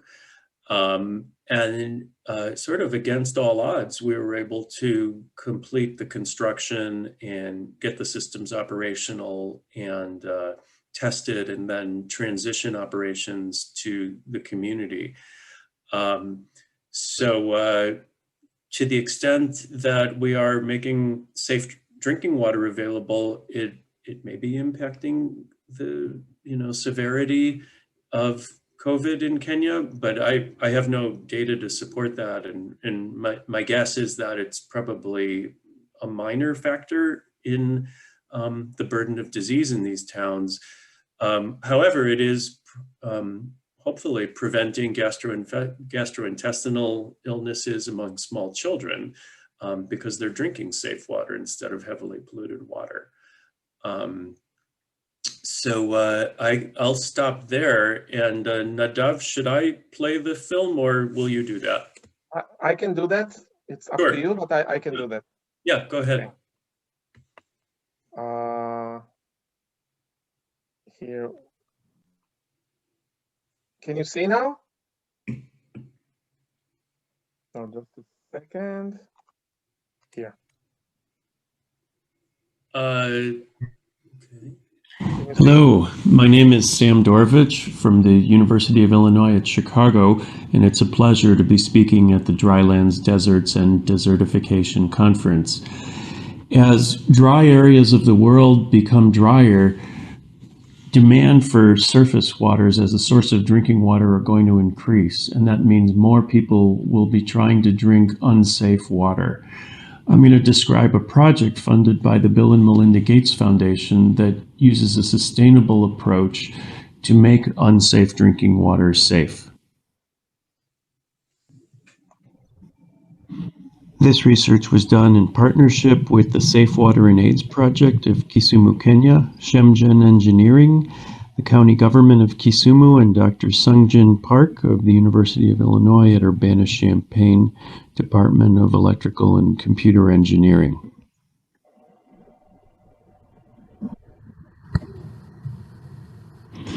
One way for people who don't have many options for safe drinking water is to collect surface water for drinking, even if it's not safe, and then to get the water home to their family.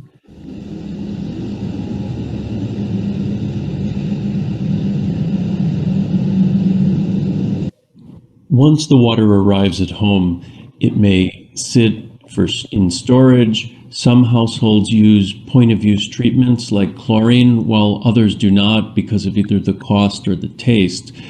And as a result, the water that people end up drinking often contains very high levels of E. coli bacteria.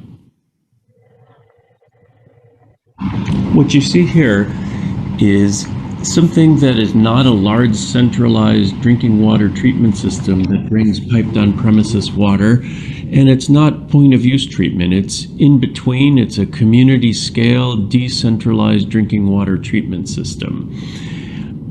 You see two large tanks, each holding 5,000 liters. The upper one on the left holds water that's pumped from the river. That's the settling tank, and the lower one contains disinfected drinking water.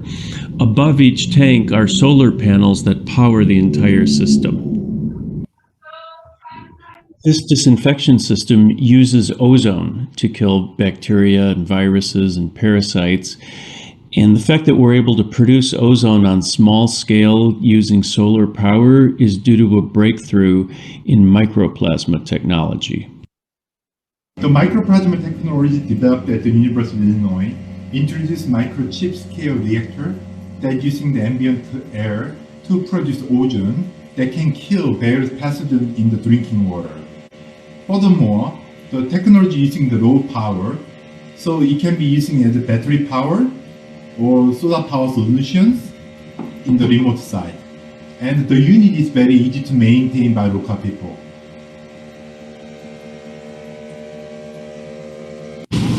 So this is just to introduce you to a project at Mugru in Kenya, in Kisumu County. This project was in collaboration with Silk Road and Bridge Project, UIC, the University of Illinois in Chicago, and the Ministry of Water Department of Kisumu, and of course the community around Kisumu County. So now we've seen the solar panels, we've seen the pump at the river, and then this is the hybrid pump controller. So when we power this controller, the pump at the river begins abstracting the water. When the water comes, we pump it, we dose it with aluminum sulfate, which is inside this container, and this is the dosing pump, which actually strokes the dosing of the aluminum sulfate at a rate depending on what is going on the pump. As the water goes, it goes to the tank, the 5,000 ton big tank on the tower, and it sits there for 2 hours. There, we ozonate the water using these EPs. This process takes around 30 minutes to completely treat 500 liters, which we then transfer to the treated water ozone tank.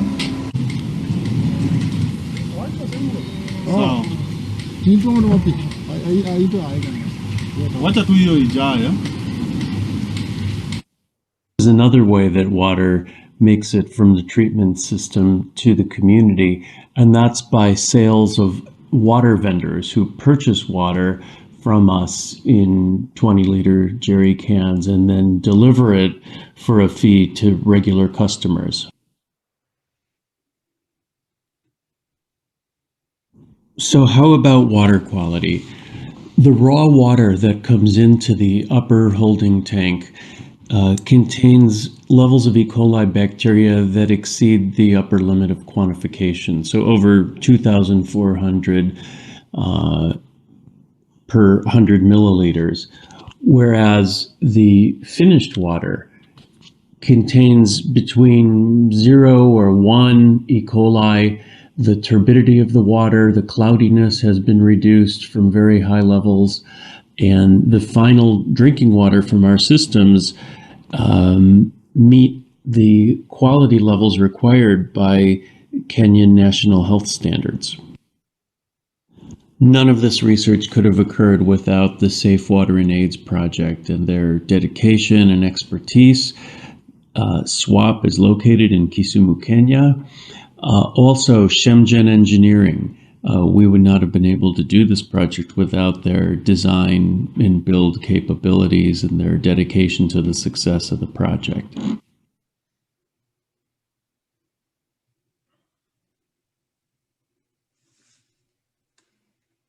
Thank you, Sam. Thank you so much. Actually, it's a nice segue because we're going to have now Clive and Farid that are doing also water projects, but here in the Negev. So after the tour from Australia, California, Illinois, Kenya, now we are coming to the Negev. And we'll start with Clive. Clive, if you can maybe give us some context before I'm showing the clip. The clip is from channel 11 Israel, our public channel, describing the work. Clive? Thanks, Nadav. I just want to say that the videos so far have all been amazing, and there is certainly a common thread throughout of them. And also, I think that we were in Australia, we were in California, Kenya, and now the Negev in Israel. It's all very similar semi-arid environments. So we share many of some of the environmental challenges. The work that I'm doing, or the video that you'll see, relates to a major environmental and public health channel for the developing world, but not only, because it's a challenge for us here in Israel as well, and that is the issue of untreated or partially treated wastewater, and those wastewater flows entering into the environment, mostly via surface water bodies. And of course, there's a clear public health threat to people coming in contact with this wastewater. And what we're trying to do in our project, and what you'll see briefly in the video, is we're trying to address two issues. One is how to appropriately treat wastewater on site when there is lack of access to centralized infrastructure for sewer networks and treatment plants. And this is one of the main reasons why there's such a challenge in the developing world to treat sewage, because of the high investments needed in technologies and infrastructure. So we're first looking to see, can we effectively treat wastewater on site so that we can lessen the public health and environmental risks? And secondly, can we recycle this water to a quality acceptable for irrigation, for agriculture? Because another problem that many people face, and this is certainly very relevant to Kenya, is providing farmers with high quality water without and providing them in a way that is more reliable than surface or groundwater, because of the impacts of climate change, which will make that water more variable. So that's the introduction, and Nadav, if you can show the video, thank you. Yes, just a second. I'm becoming an expert now. ביישוב שלכם אין ביוב. אין. למה? כובע. הממשלה לא מחברת אתכם לביוב. זה בטח לא קשור לעובדה שאתם בדואים. מאחר שנמאס לכם לחכות למדינה, אתם מחפשים פתרונות במגזר הפרטי. זה בדיוק מה שקרה בכפר הבדואי המוכר, אום בטין, שבתקופה האחרונה התחיל למחזר את השפכים שלו בזכות טכנולוגיה חדשה מהמגזר הפרטי. הנה הכתבה של איציק זוארץ.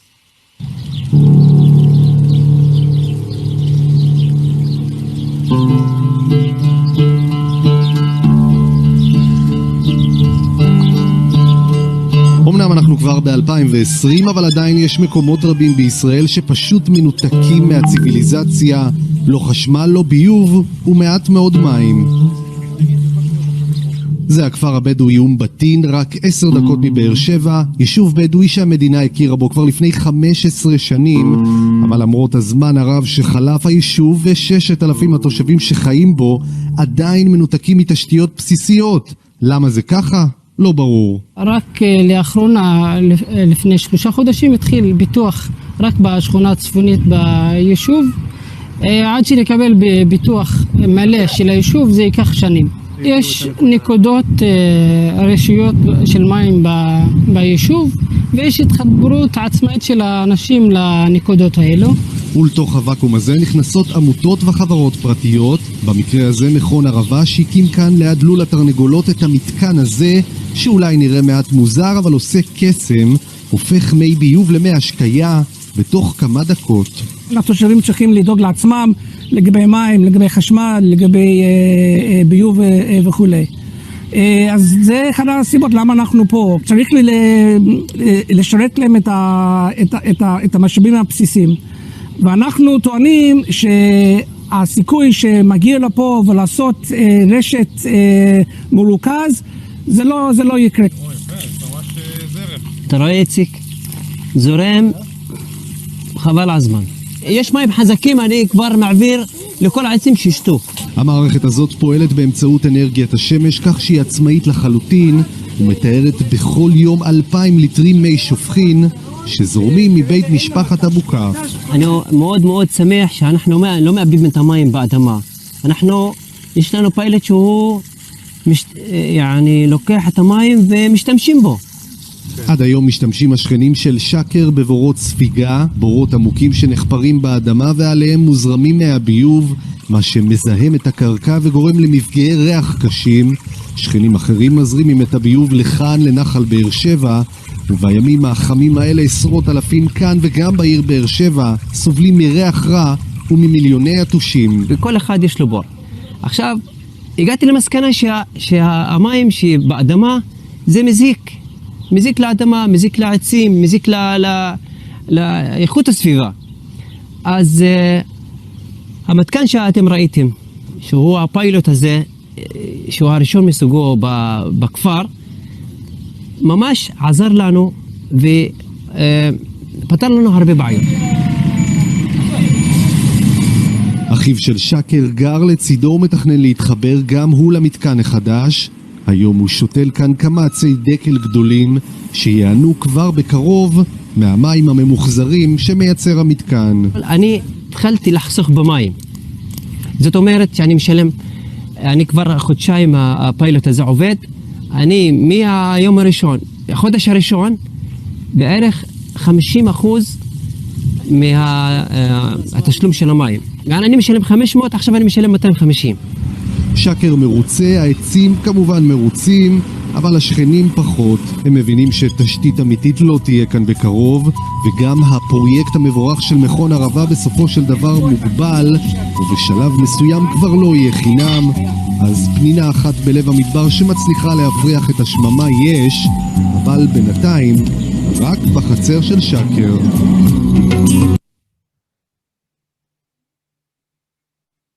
Okay, some important questions here. Relationship between private-public, short-term solution, long-term solutions, ethical dilemma. Thank you so much, Clive. We are going to return to these questions later. And now we have Farid, also from our VI Institute. Farid, if you can give us a background for your clips. Okay. Hello, everybody. I'm Farid Mohammed. I'm environmental public health expert. So I just want to comment first of all of what you're saying, Nadav, at the beginning of this session.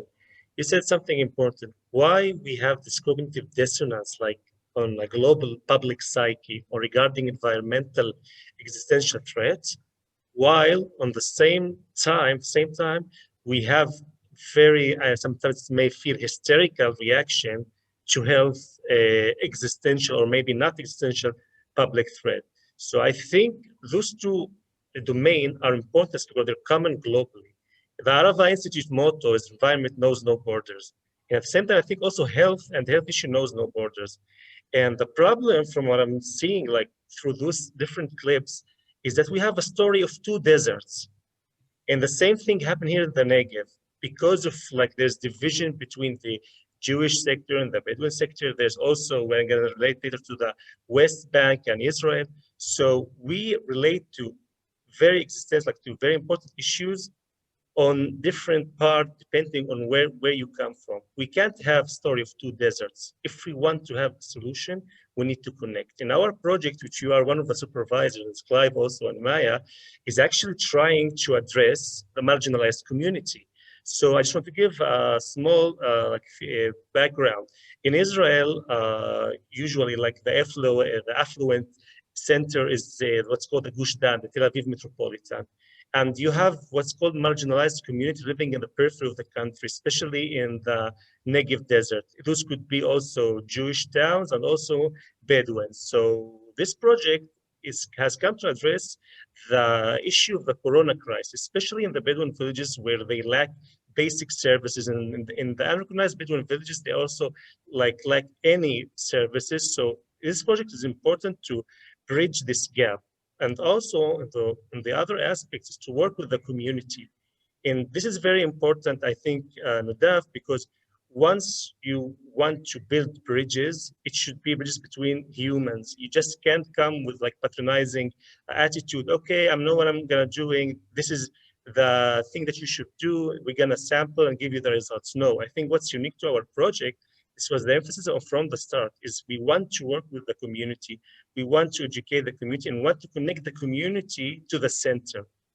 And this project actually has been running in several like pilot studies in the like big, let's say mainly Jewish cities in the country. But I think the first time it's actually being done in unrecognized and recognized Bedouin villages. It's very important, especially that we lack very basic, let's say, updates regarding health and environmental issues from those communities. And sometimes this feeling of alienization is also a major risk, not only to the community itself, so something that could break out of this community. So for example, we've seen in Israel problem with the Arab community regarding the weddings and with the ultra-Orthodox Jewish community regarding the mass prayers. And I think part of this miscommunication is the feeling of alienization in those communities. And that's why once you do a project, it should like cover a plethora and have multifaceted levels. It's not only environment and health, it also should be about people and connecting people. So here we're actually working on the same village in Batin that Clive has shown, the water treating project there. We want to collect like samples of the SARS-CoV-2 virus from the sewer and from the sewage of the Hebron River Basin. And we try to give, let's say, updated picture of what's actually happening in the corona distribution in those communities, on emphasis on Bedouin communities. So hopefully we're trying to do this, and after that work with the community. It's very also important because in this way, we're not invasive. We don't need like to confront the community. We could like give them let's say a test which is comfortable, so and they also can accept it and they can cooperate with us working with it. Thank you so much. Thank you, Farid. So now we are going to show your clip.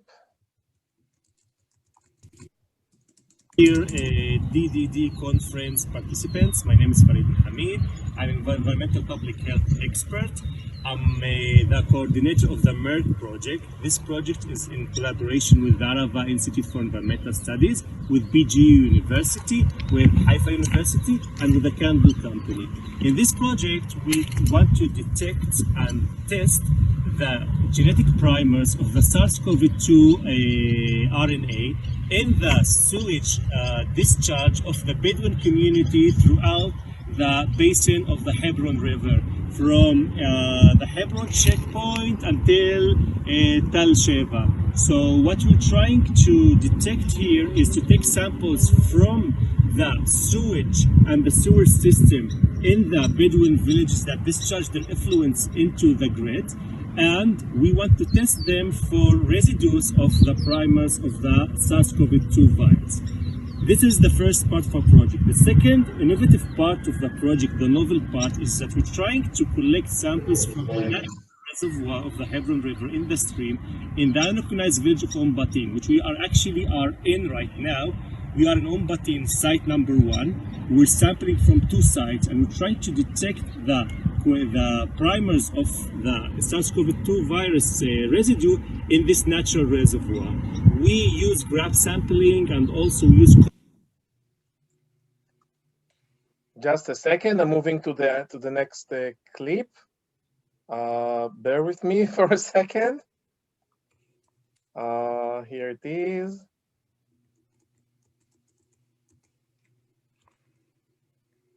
No, just a second.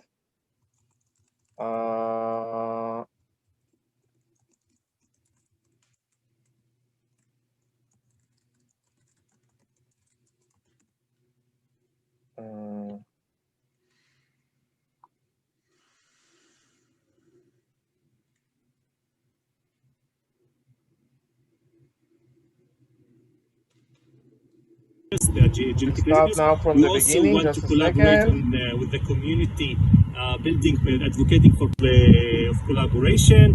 We have the biochemical aspect of it, where we test for the residues of the virus, the genetic residues. We also want to collaborate with the community, advocating for public policy, and we also want to do serological tests in collaboration with BGU. So this project sums it up. It brings a new holistic approach to detecting and testing for the SARS-CoV-2 virus, especially in a non-invasive way, which give you a real-time snapshot, if not also a continuous like graph of how the virus behave. because most of the people who have the virus are asymptomatic. And the data that you get from the Ministry of Health is actually the data of people who have suspicions of being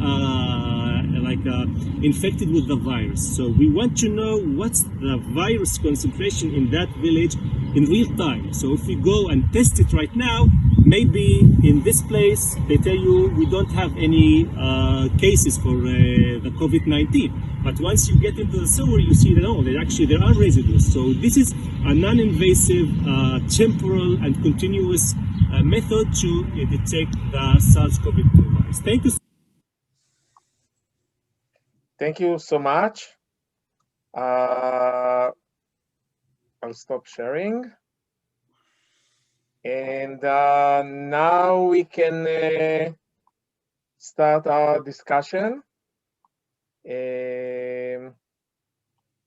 So I want to return to some of our first question, and maybe we'll go throughout the different participants.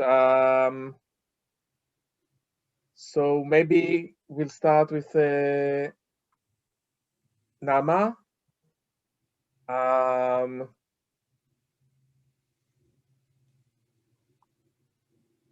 Again, I'm returning to this question. I think that sometimes we have very, very naive way, interpretations or kind of, that things now are going to change. Biden was elected. Everything is amazing. Yeah, see that Sam is laughing. Before maybe I'll also continue with my questions, I also want to share with you a paper that Maya, and some other colleagues, Maya and I, it looks almost, it's indeed almost before Corona, BC. Was it in January? I think in January, we went to Italy, to Trieste, for a regional meeting that unfortunately we couldn't, or maybe we were fortunate because we went to Italy, but we couldn't do here in the Middle East with colleagues from Palestinian, Jordanian, from Lebanon, from Italy, other countries, and we sat together meteorologists and public health and other disciplines. And it was clear that we must have something much more integrated on different levels, integrated in terms of disciplines that many times are not talking to each other. And also today you saw different disciplines integrated in terms of the regional aspect, but also the politics that it's behind it. In a paper we published, we try to also to understand why again COVID-19 is so successful of mobilizing, dramatic public health and other, infrastructure and changes.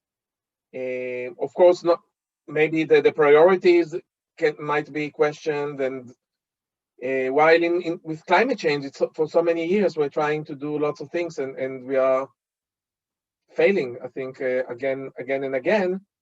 On the other hand, maybe we can see how climate change and COVID-19 share some similarities in terms of different issues, privatization, the need to invest in public infrastructure, the need to change our priorities, to change the environment we are living. So these are some of the thoughts. And Nama, sorry that I put all the burden on you to start. I mean, it's a team effort here. I think these are definitely bigger issues than I have answers for.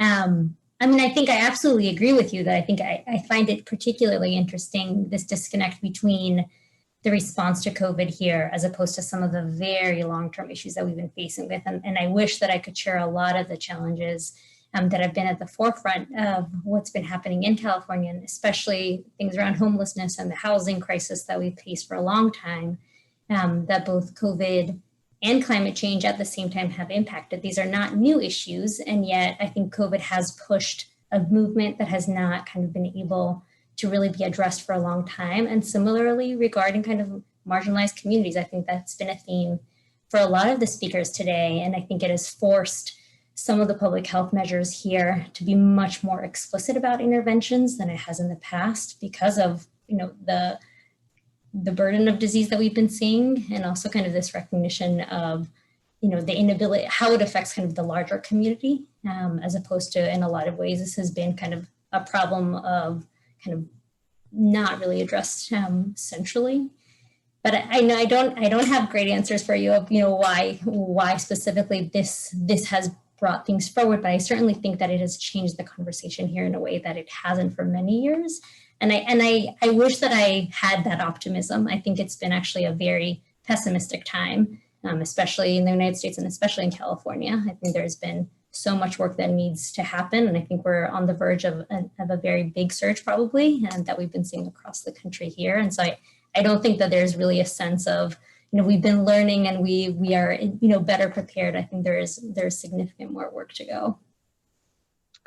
Thank you, Naama. So we move now to Colin. I thought that you exchanged some comments with Naama about the fires. I think it was really fascinating to see fascinating is not the right word. It's so sad to see what's going on in Australia and in California. So Colin, if you can share with us some of your thoughts and comments about other presentations. Yeah.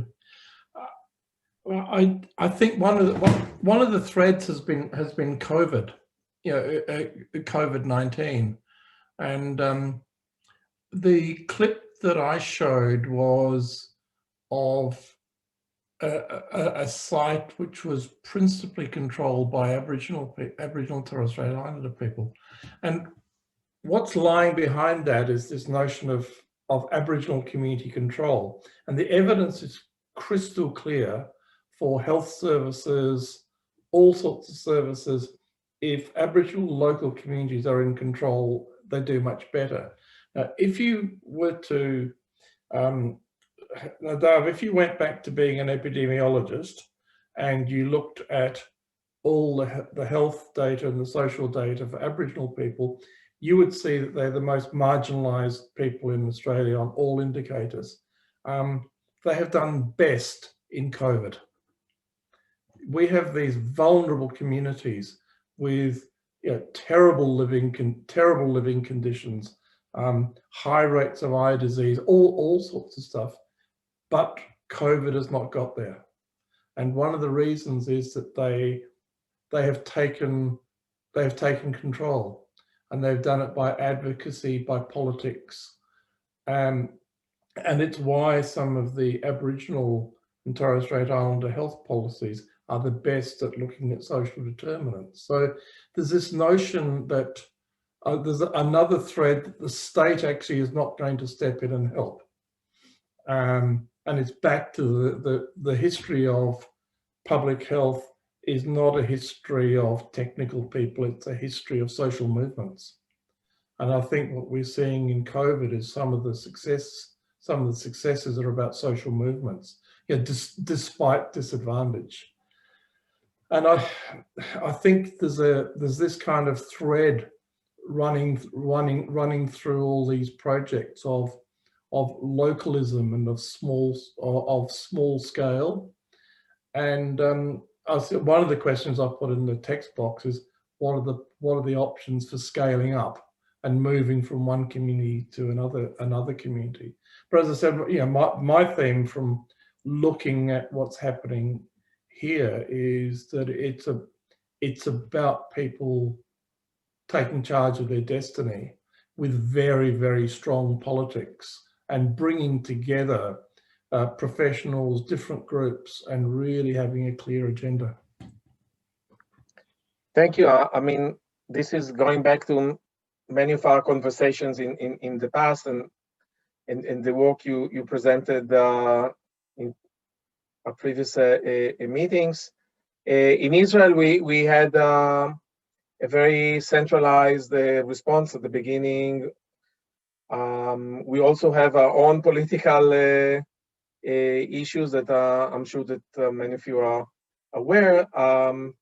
We try to promote also the local response, what is called the traffic light system, that sometimes it was perceived, I think, too narrow. It's just based on epidemiology, while the original meaning was to give more power to the local communities and having something that is much more integrated. But unfortunately, sometimes it's returning to the same power relations, and local municipalities that are stronger can react in a better way. And that's something also that we must take into consideration. As this, when you're talking about social movement, I totally agree. I think now the vaccination kind of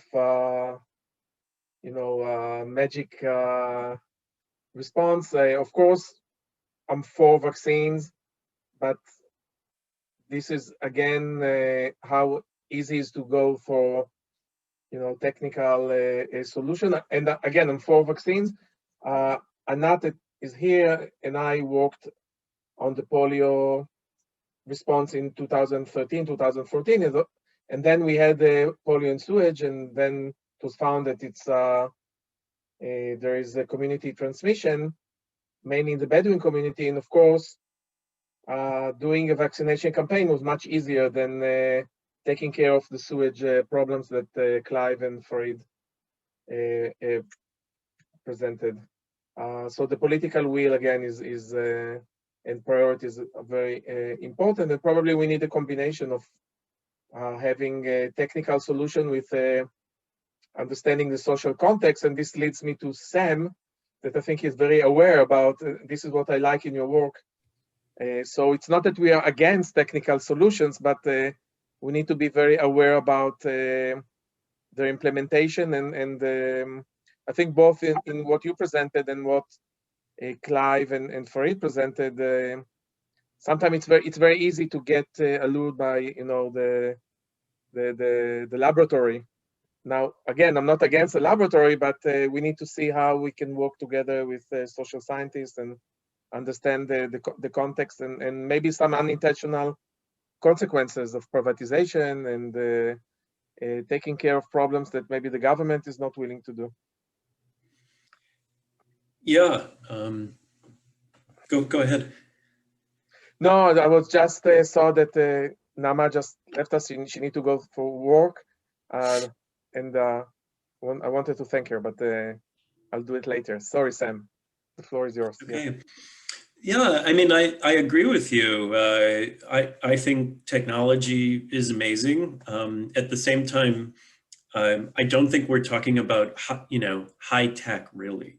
So many lives have been saved throughout the world after drinking water treatment, wastewater treatment began 75, 100 years ago.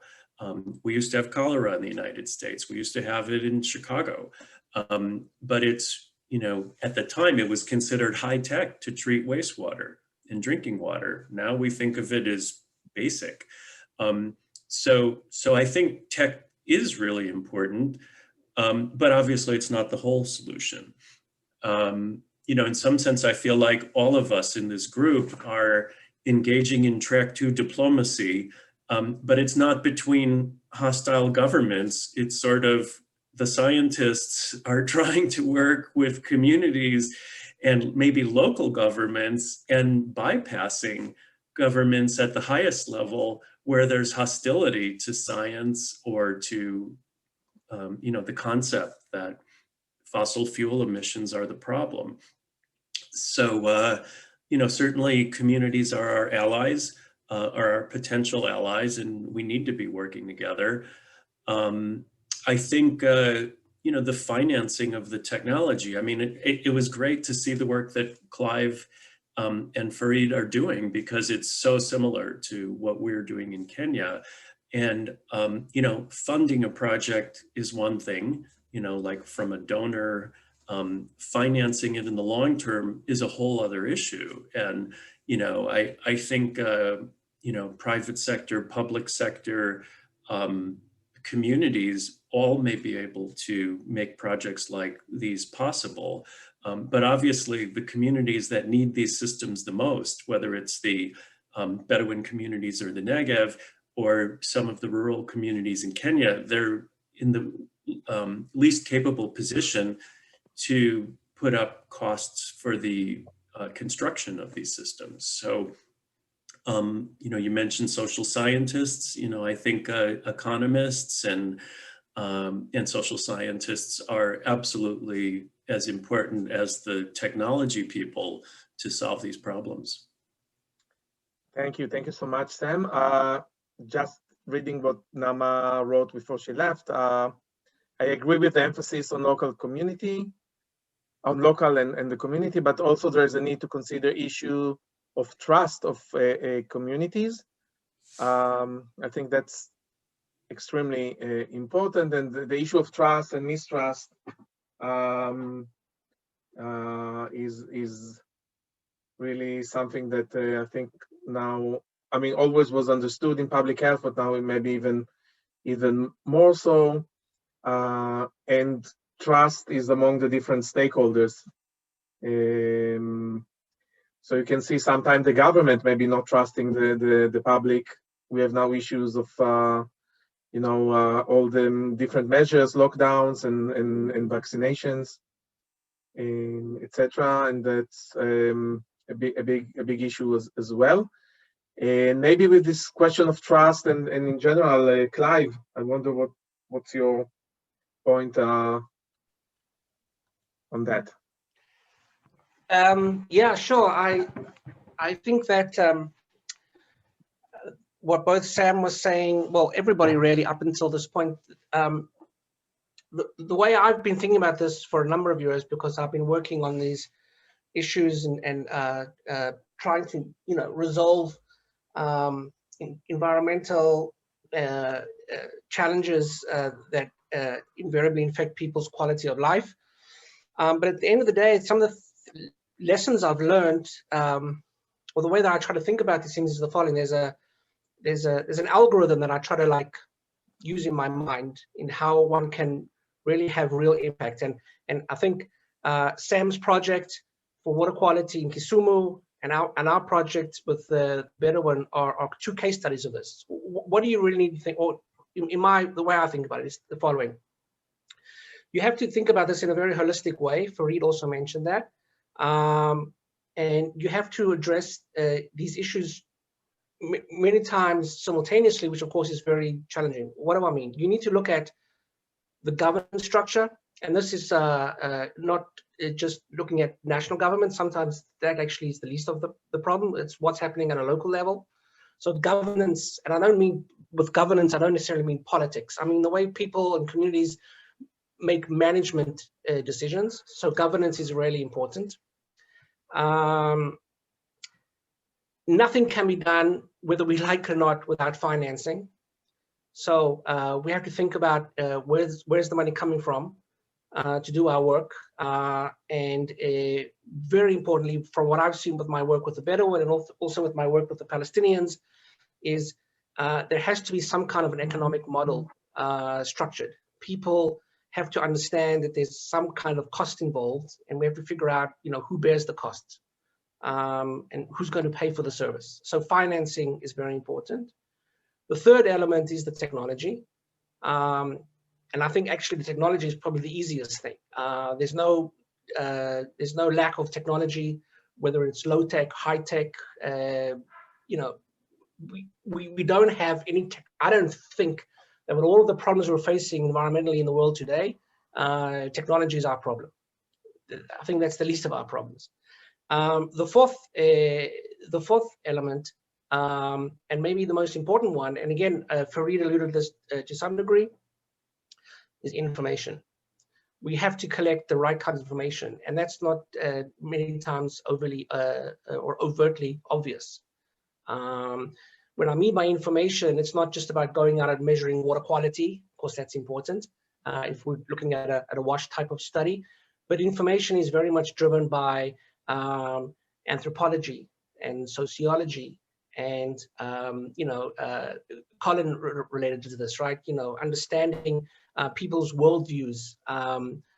The Aboriginal worldview is vastly different from our Western, westernized worldview, and collecting that information, I think, is the basis for any kind of long-term sustainable success. And so I try to use that algorithm, as for want of a better word, to try to do my work. So in the work that we're doing in Umbatini with the Bedouin, the technology that we're introducing is not going to be sustainable unless we are inherently working locally with the community, with the various governance structures there. So the local governments, regional governments, the national governments are essential in our work. And we have to put forward an appropriate economic model. And that is very difficult to do, because there's so many problems with that and challenges. Nothing can happen without a financial structure in place as well. So all of that information, all of that has to be looked into, and all of that has to be gathered. And no one person can do this, and no one organization can do that. And that's why, collaborative work. And I think this session is amazing, because I think that's what we're seeing here, is this amazing, from across the world, all this collaboration, and that really is what's needed. So yeah, so that's it's the last thing I would say is that none of us should, I don't think any of us being practitioners are naive to the challenges. This is a long slog. We're not going to solve any of these problems. Even the COVID problem. Yes, we have now a vaccine, or maybe we don't. Maybe if we understand and internalize that, you got to take the long term, and it's step by step. It's literally, wading through these issues to get to long-term success. There's no magic bullet, whether it be for COVID or whether it be for climate change. That's, if we're thinking that, geotechnologies or geoengineering is going to, solve climate change, nope, it's not going to happen. It's not going to work. We have to understand it's a people by people, long process, but we'll get there in the end. I'm certainly optimistic. I wouldn't be doing what I'm doing if I wasn't optimistic. So yeah, thank you. I can definitely testify that Clive is an optimistic person. That's for sure, and persistent.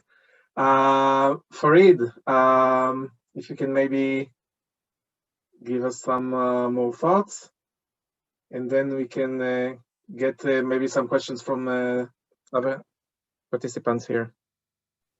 Okay, so I think, like in English, there's a word serendipity. So, which means you can sometimes have like extra luck once you got struck. So we got struck by COVID-19, the SARS-CoV-2. I think the serendipitous part of it, that is actually that we learned to work together. Like for the first time, I think maybe not between, let's say, Chinese government and American government, but on a global scale, we've seen unprecedented collaboration between institutions, between companies, between governments, between people. And you're seeing like tensions are being eased. So I think for me, this is the maybe focal point and the turning point in this crisis, that we actually can work together on existential threats. So I know it's like a big, maybe, let's say, it could sound like a big mantra, but we actually could work, and it could work, and it could also relate, like take this challenge and reflect it on the desert, on the desertification, environmental challenges. Because at the end of the day, like from our project, take example, like, and also relate to, I don't know what's happening in other countries like Australia or Kenya, but if you just look at the Hebron River, it's being polluted on one side and not treated on the other sides because of geopolitical tension. And like both sides are losers. So sometimes it's just clear logic why they don't cooperate, and it's like a win-win situation. And this is actually, I think, comes to the fact that sometimes we need to put our let's say, egos and put our emotions aside and think scientifically and objectively. And this is difficult unless we have existential threats. And this is what Corona have done. Corona has pushed us to the corner where we know, oh, we're all the same. We face the same challenge, we face the same issue. And taking on that point, I think we could, as grassroots, not only academic staff, also social activists, to work together and leverage this opportunity. We should not miss the Corona opportunity for the first time. We could actually connect, regardless of our political or ideological or let's say whatever dispute there is, and concentrate on the big issues that actually threatens us as a whole on a global scale. So this, for me, what I take from this Corona, what I can tell my children and my grandchildren when I have them, oh, look, actually there was a time where we did work together, and for the good reasons for once. So this is my take. Thank you so much. Thanks, Farid. So I wonder if there are other questions. Maya, I think you're following the chat better than I do, because of I'm trying to manage all the YouTubes and the stuff. Orit? Yes. Hi. Just a second. If anybody else wants to speak, please write in the chat. We may have missed after Orit. We'll be happy to give you the platform. Please. First, I want to say how enlightening and inspiring is the presentation and the videos was for me. I came as a learner, and I really felt this disappointment from not collaborate with educational more tightly. On Monday, last Monday, we had a session of critical education with Rebecca Atalou from Berkeley, presented her work in Brazil, and Wissam Sidawi, my student, presented her work in the Hebron stream with the Batin project that we did for 5 years regarding connectedness to nature and sense of place. And what we learned from these projects is that you need to start very early. You need to develop really a felt of sense of place and really a strong sense of belonging between the children and their community. We speak about science, we speak about technology in all those projects, but what about the community? How do they feel about those technologies and they embrace them? And when Clive spoke, I remember the project, and when I saw the stream in Batin, I remember the children in the interview speaking about they don't need a river, while their mothers, when we interviewed the mothers, spoke about their remembers and experiences as a children in the Elfi Hebron stream. So I think we need to bridge this gap between education and ELF. That was important for me to say. Thank you, Rita. Before we'll have some more questions, I want to share with you this document. The conference, by the way, is also in collaboration with the UN Convention to Combat Desertification. I copied the link. So this is about land-based solution for healthy people and healthy planet, and the issue of land that I think was also brought here several times. Colin started, and I think what is really nice, there are also some case studies here about response and recovery in different places. So it's a very nice and interesting document. I copied the link there. Any other questions? I have a question. Yes, Miri. I just want to say Miri is a physician. She is doing her MPH and soon a PhD and residency in public health. And she's coordinating with me a course in healthy placemaking that we are doing already for several years. It's a challenge to do it during COVID-19 pandemic. The idea is to learn, the language of health promotion and urban planning and then to work with NGOs, communities, municipalities. So we are struggling now. I mean, it's fun, but it's again make us rethink. So sorry, this was some context. And thank you for being with us, Miri. It was really interesting. That's what I wanted to start with. I wanted to say how interesting, enriching, and I learned a lot, and it stressed how much our world is actually truly global. We say a global village when we all face the same problems, and maybe we can use the same solutions. When that's what we're trying to do here, to discuss it and maybe find the solutions together. I wanted to ask as how much do the public professionals, how much do they need to be involved in decision-making processes? And it's a shame that Nama she left, because I wanted to ask also not only how in the decision-making, but also how much do they need to be involved with the community? I mean, a general practitioner should also recommend when there's a patient, should you recommend doing some diet, do physical activity, and also recycling? Is it something that should be practiced like this, or it's a question for it's not a specific speaker, but to anyone who can answer it. Is my question understood? Yes, of course. Okay. I just want to say what you mentioned at the beginning. It's very tricky because it's true we are facing problems, but of course the context might be very different. The history might be very different in different countries. So it's always this balance between having different answers, but understanding that, of course, and I'm sure that you didn't mean it, it's not like a copy paste. Yeah. Because I what I read once was it's actually it was a patient or a person who was also a patient, and he wrote on the internet. He was really angry that his doctor talked to him about the global warming and the climate change, and he said, "What is it with her? I mean, why is she she's not an expert in this, and it's not connected to her." And we see now, we just saw how much it connected to public health. So yeah.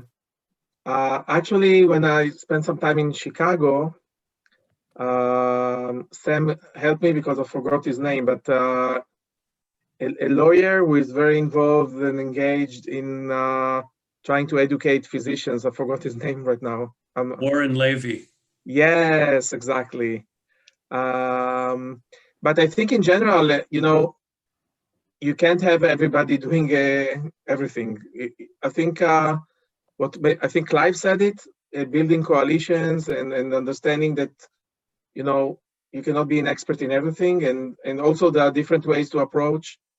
Sometimes you need to work with the government, but you need to have maybe angry NGOs that are, pushing the limits from another side. So it's very kind of complex, and there is no one answer, and sometimes you can move through a more humanitarian local activity. Take, for example, what Clive is doing, and sometimes you understand that maybe from the long term, this can even create problems and barriers, because the government maybe be happy to that someone is doing a solution there. But I'll shut up now and let the speakers give their perceptions. Well, Nadav, I would say that there are big differences in how to make societies climate ready from a health standpoint. I'm funded by the CDC to help promote climate change preparedness in the state of Illinois.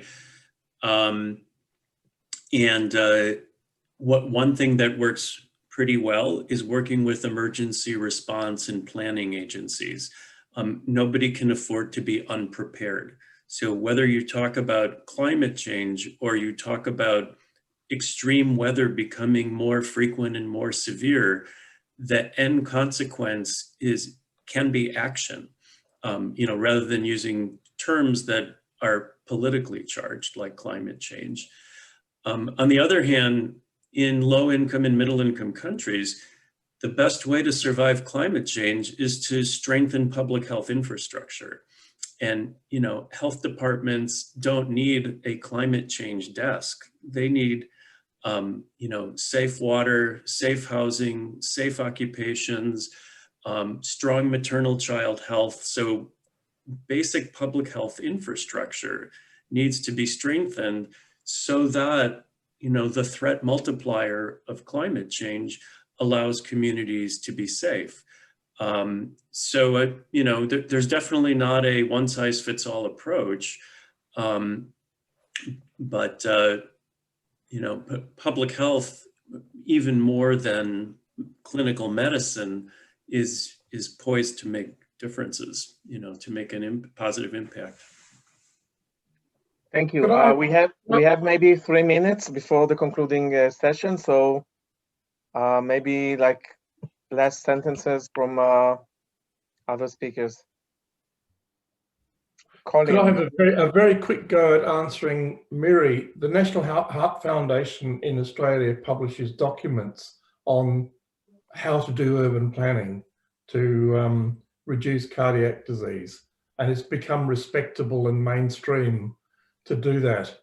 And it's a wonderful example, I think, of switching the unit of analysis from people to the built and natural environment. So there are some successes there.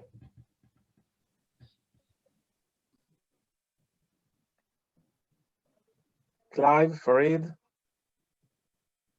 I just would love to say that I would relate to Miriam, to Dr. Reed. I am an educator also. So for me, it all connects because let's say if you educate for environmental lifestyle, on the same hand, like you also educate for a healthy lifestyle. You educate for less consumption. You educate for to be more active, not using cars, but using more buses. You educate for like preserving the ecosystem, the biodiversity, and you open the pupils' eyes. So I don't see there's a schism. I think they all complement each other, especially that healthy environments, we can't live without them. We should part of them.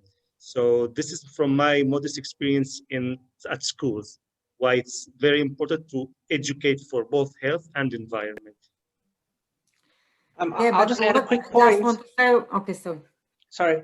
Yeah, and I'm sorry, we have like 1 minute because no problem. There's a concluding session. I'll just say, I'll take 30 seconds. I think that local contexts are essential. And just as Sam said, there's no such thing as one size fits all. What works in one place is not necessarily going to work in another place. And I think at the end of the day, we should all just be very humble and internalize that. We need to temper our ambitions. We need to temper our drives. We need to be humble and modest. And we need to listen.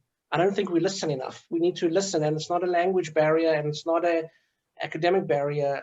We just need to listen more and maybe talk less. And I'll stop at that point. Thank you.